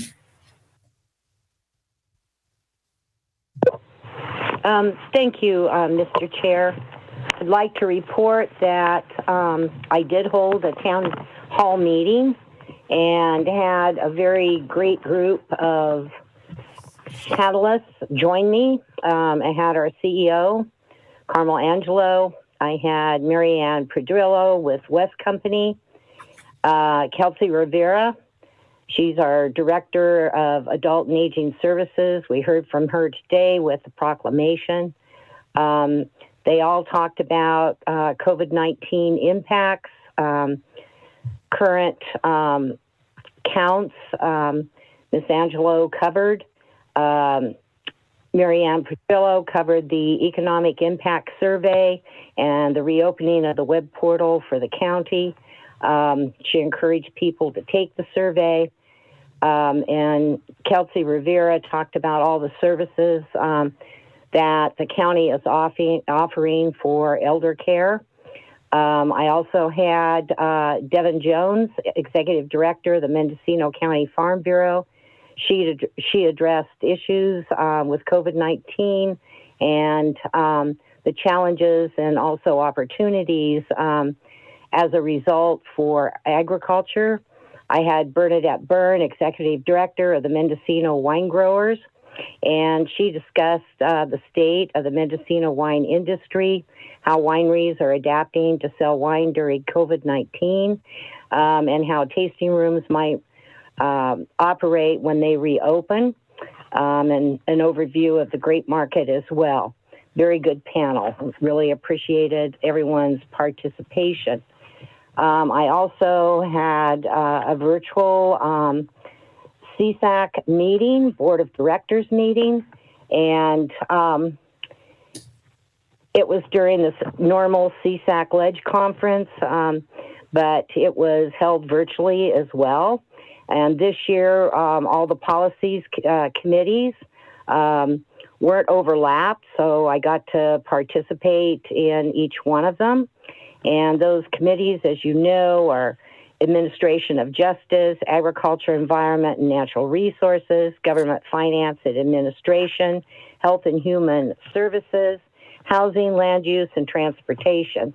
And of course, most all of these were focused on COVID-19. Legislature either pending or proposed, and so being my last year to attend the conference, it was great to be able to participate in all of them. There were some action items, and I think the one that I'd most like to bring forward is the fact that there will be no change in dues to counties this year from CSAC. Approved budget. Then also, I think all of you have received the Federal Energy Regulatory Commission communications involving the Potter Valley Project. There's a number of those. I won't go into more about them, with the exception of the one order, and this is getting a temporary variance in the flow requirements under the license article 52. And due to the drought conditions, PG&E has applied to lower the releases, and that is to protect the lake itself.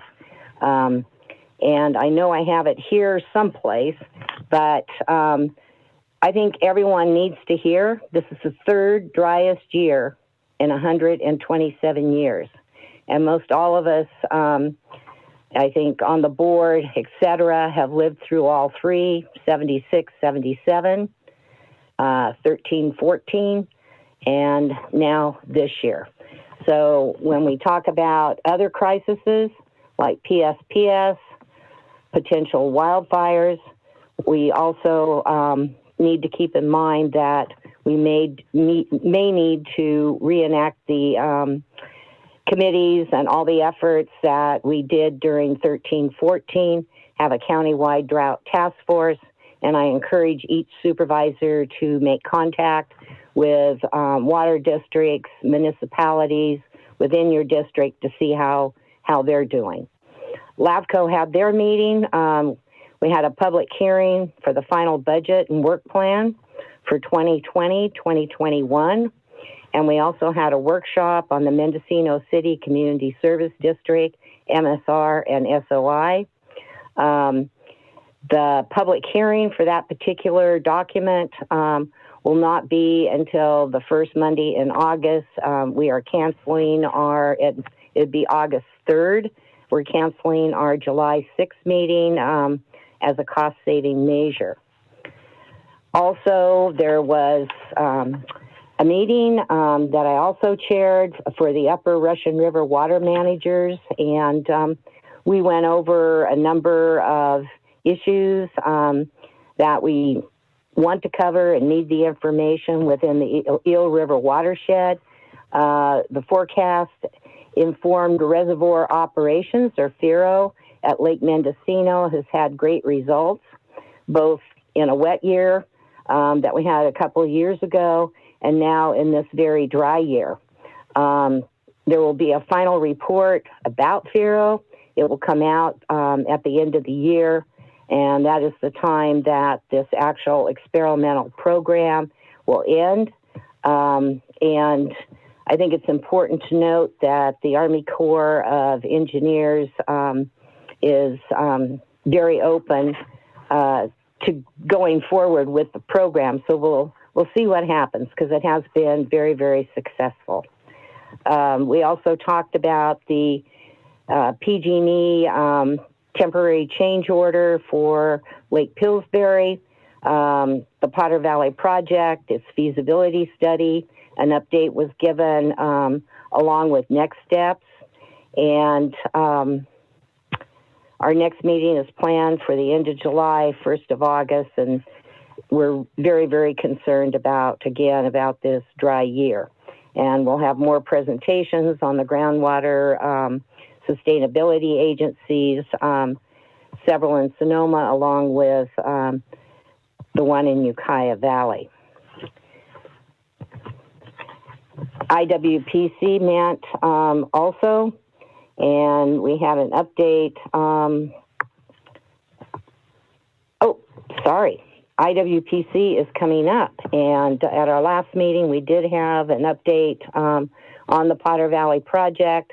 It's very detailed. It's in our minutes. It is posted on the website, so anyone that would like to go and read what occurred, please do so. Further coming up, I will have Redwood Valley MAC tonight. We'll have our Ukiah Valley Sustainable Groundwater Management Agency board meeting tomorrow at 1:30. And in the evening, then again, we'll be starting at 6 o'clock, but there'll be a closed session at 6 as IWPC, followed by their open session. Then RCRC will be meeting next week. It's, I think, the first virtual meeting that they've ever had. We'll be taking some actions, audited financial statements, our budget, changes to it, and a proposal to waive member county dues.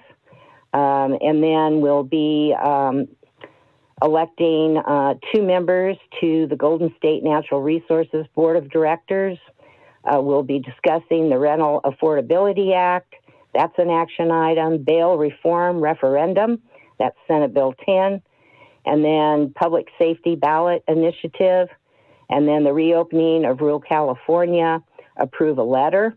And there'll be more on forest management and a wildfire update, along with the 2020-2021 state budget.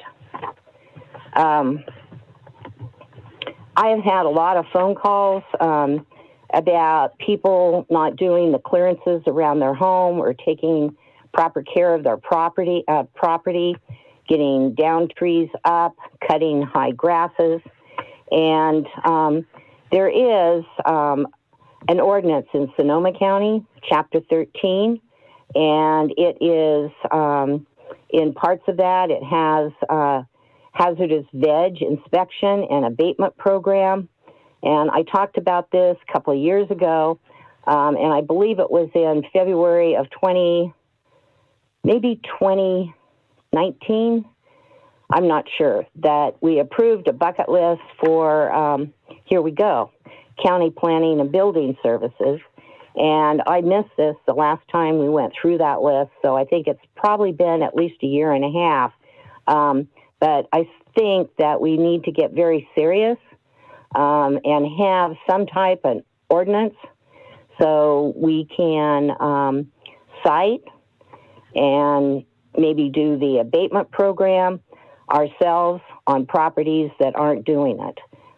Some of it could be absentee landowners, but again, Sonoma County, Chapter 13, you should each go look at it, but I think we absolutely do need to head that way. That's it. Thank you. All right, thank you. Supervisor McCowan.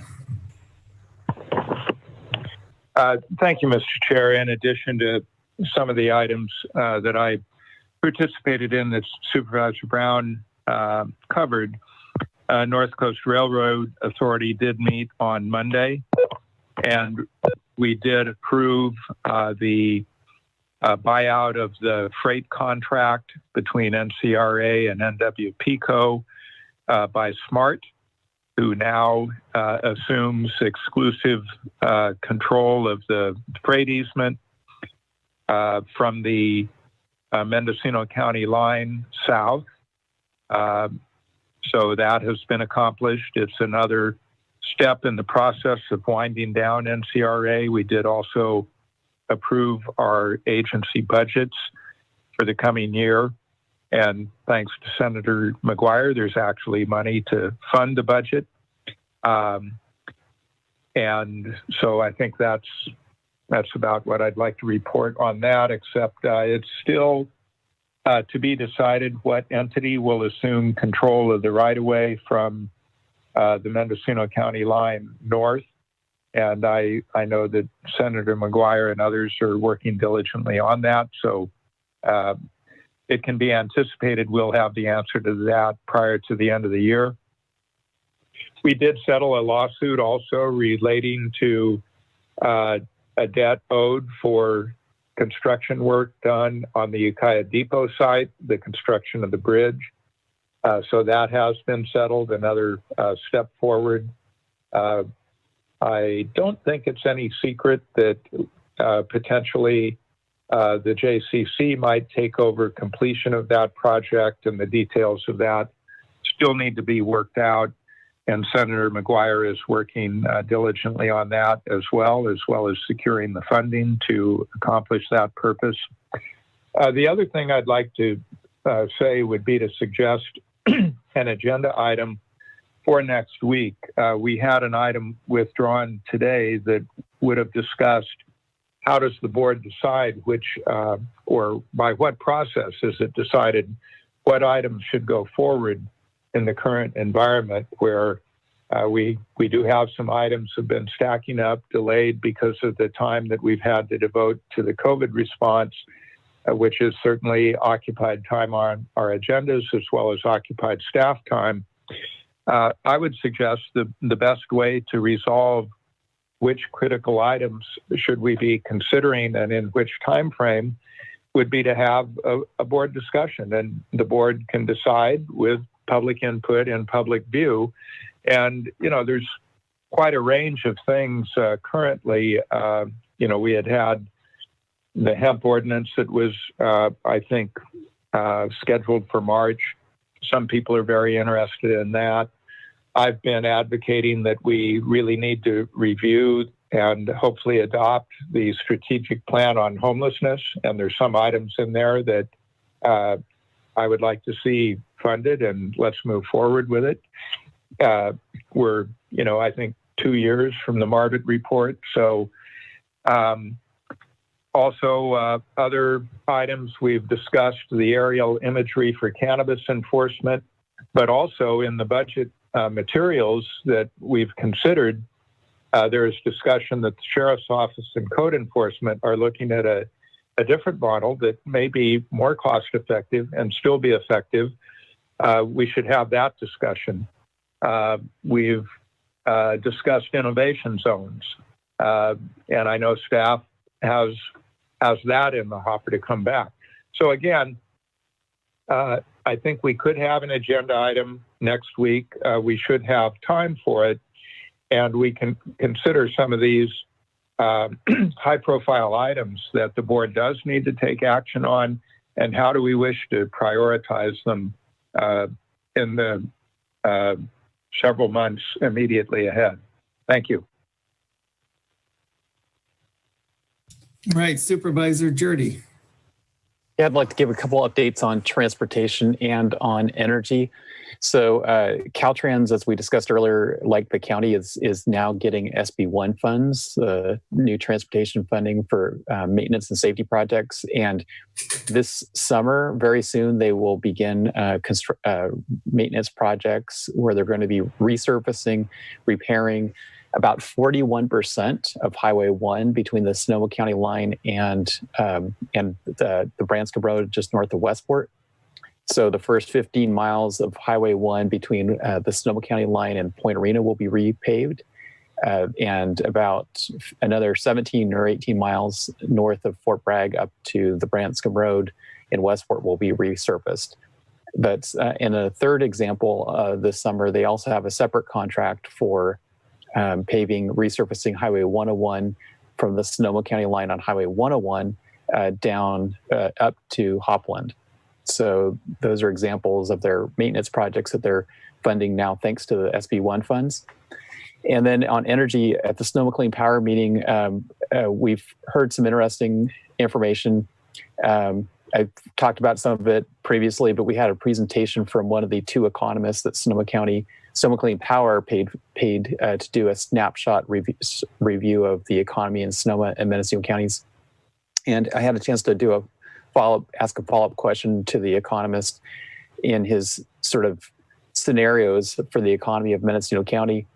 That's where they were showing that the jobs in Mendocino County outside of Ukiah had reached about 30,000 jobs, a little over 30,000 jobs just before the recession in Mendocino County. And under all three scenarios, good, average, and poor scenario for recovery, they were showing that that 5 years from now, at the end of 2025, the area outside of Ukiah would probably most likely only get back up 29,000 jobs, so about 1,000 jobs fewer than it had prior to COVID. They did not look at Ukiah city limits because that's not served by Sonoma Clean Power. And so it is possible that the city of Ukiah will be gaining more jobs over time to make up some of that gap. As we've seen, Costco and some other large businesses have located into Ukiah city limits. And then also previously at Sonoma Clean Power, they observed that although energy consumption has gone down with the shutdown of the economy, people are consuming more electricity, understandably, at their homes. And so the total consumption is down a little bit, but not as much as you might think, although commercial accounts are down. And then finally, they have new grants that they've secured, and grants that they'll be giving to homeowners and business owners for installing electric backup. And so we'll learn more about that in the next month. They should be rolling out July or August of this year. And but one of those programs will be a zero interest loan for up to 10 years. That be up to, I think, $10,000 per household to install battery backup. And that's to help with people in the power shutdown PSPS events.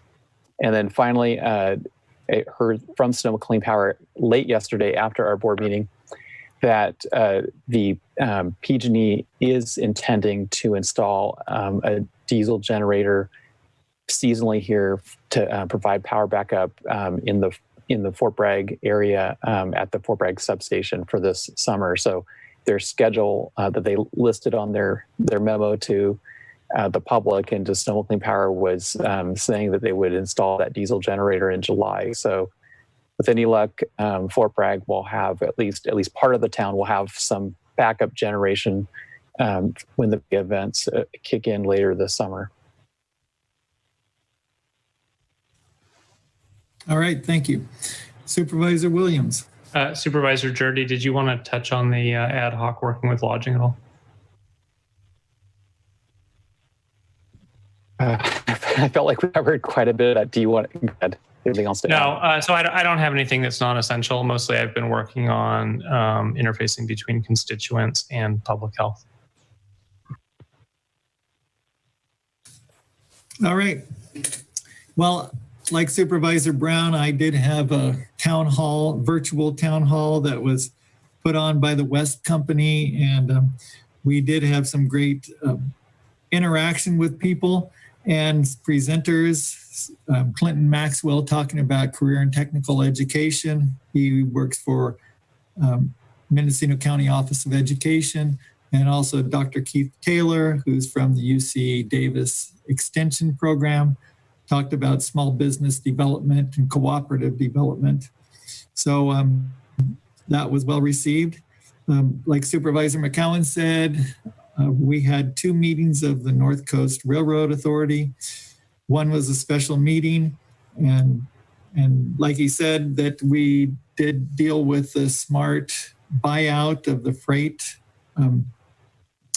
component of NCRA, and so it's an exciting time for NCRA as it winds down and then transitions into this great Redwood Trail aspect of it, and we'll see what happens. And certainly Senator McGuire has been instrumental in that, and we're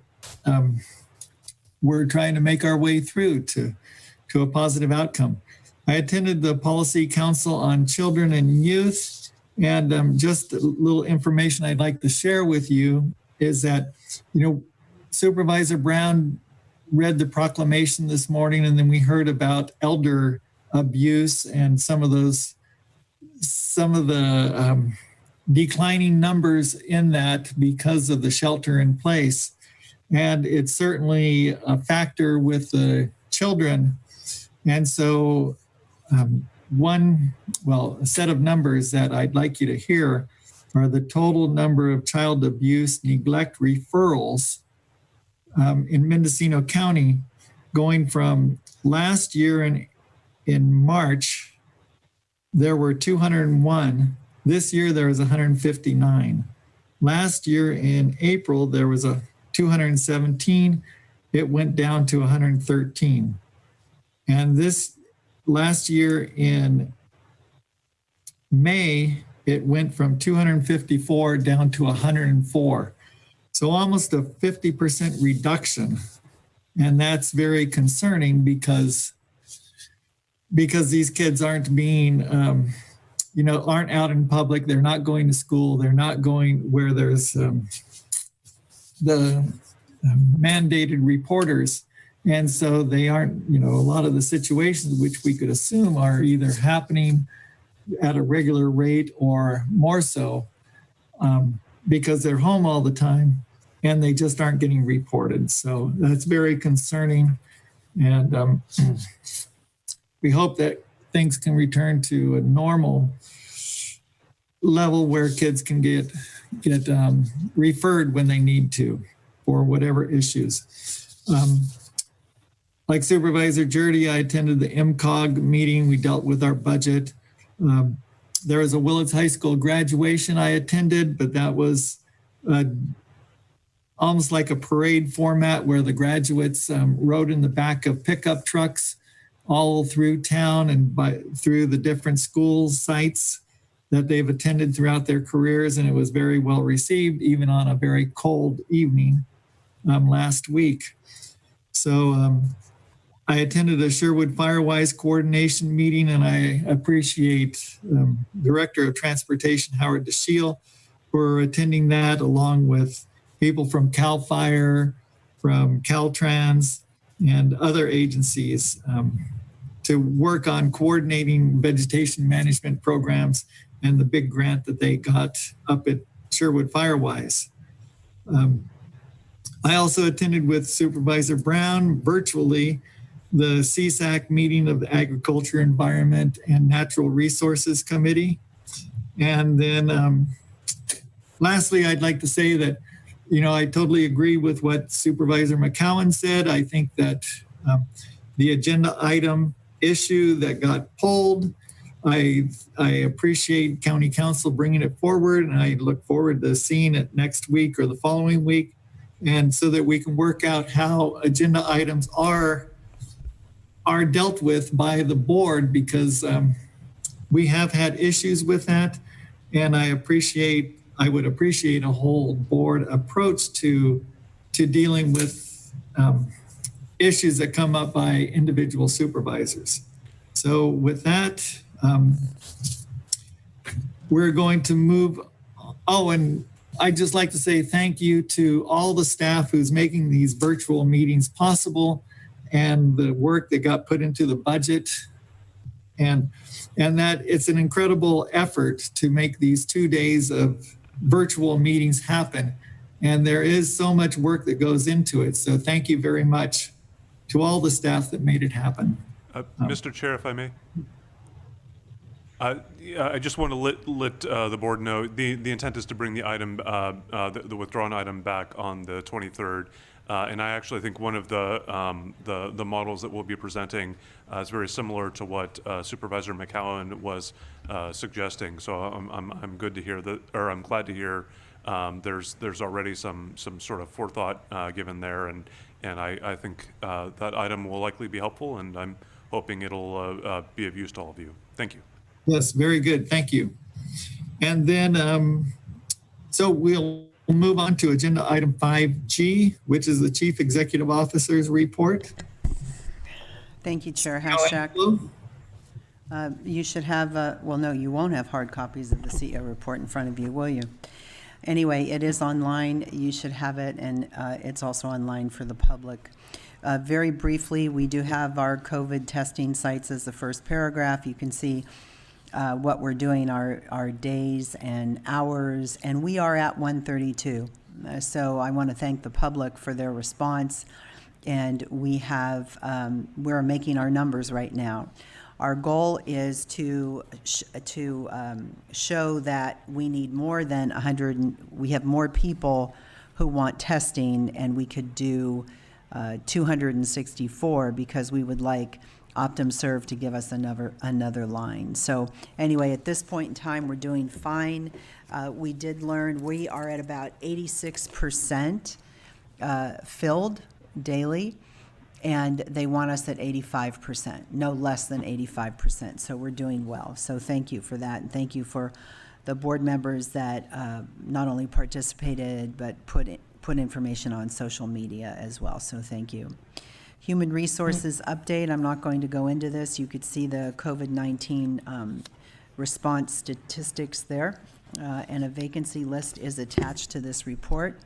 Page 2 is an ag update from our ag department. And again, I won't go over this. You can read it as well. And then we do have a DOT report that is attached to the CEO report.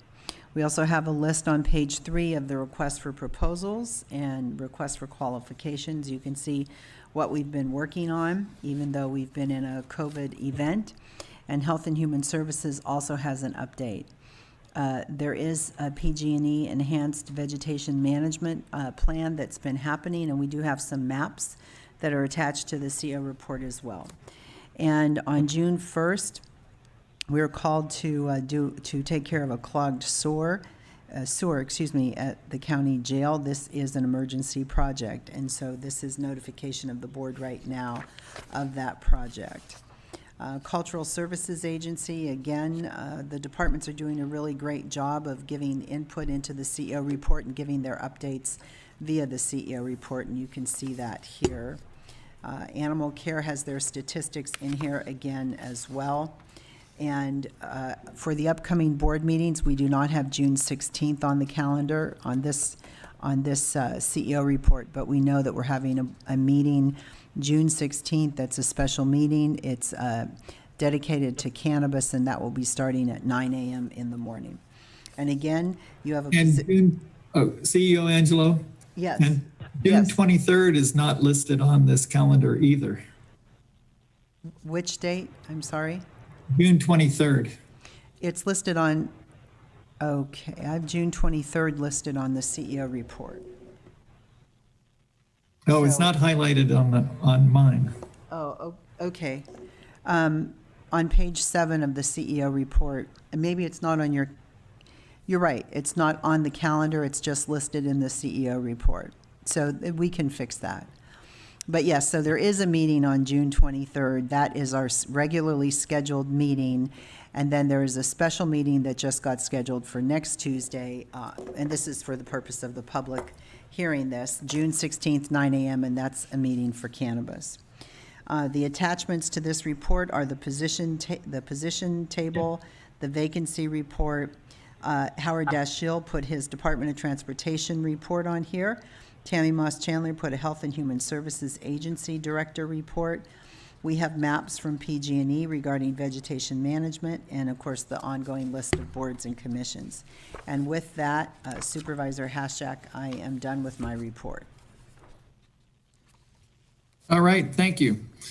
And so we'll move on to agenda item 5H. There's no Discussion and possible action, including review, adoption, amendment, consideration, or ratification of legislation pursuant to the adopted legislative platform. Executive Office sponsor. Chair Haschak, I do not think we have an update. Do we have an update? No, no update today. Thank you. May I say something to this item? Yes, Supervisor Brown. Thank you very much. A lot is going to be happening with the budget and other actions, legislation to address impacts of COVID-19. And I think there's a lot happening both at a federal level and a state level. We don't have that in our ledge platform to address these issues. So I want to ask the board, how do we go forward and give staff and the chair of the board the leeway to respond when they say, you know, immediate response, take action now, to respond to these actions and be able to advocate on behalf of our county or all counties when you think of the CARES Act 2. So anyway, I wanted to bring that up. I'm hoping that we can write those letters, have the chair sign, without having to bring something back to the board, which would not necessarily be timely. Good point, Supervisor. Mr. Chair, I would suggest that the CEO under her emergency powers could certainly do that in consultation with yourself, or act unilaterally if timing demanded. Supervisor Brown, is that an appropriate approach? I would think it would be, yes. And as long as our CEO, Angelo, is ready to do that, I know she receives a lot of the alerts that I receive, as well as Ms. Duquette. So, yeah, great idea. Thank you very much. Supervisor McCowan, I'd like to know if the other two supervisors and yourself, Mr. Chair, agree. I support it. Sure. All right. Yeah, it's fine with me. Thank you for bringing that up. Okay. Anything else? All right. So at 4:36, we will adjourn this meeting. Thank you all and stay safe.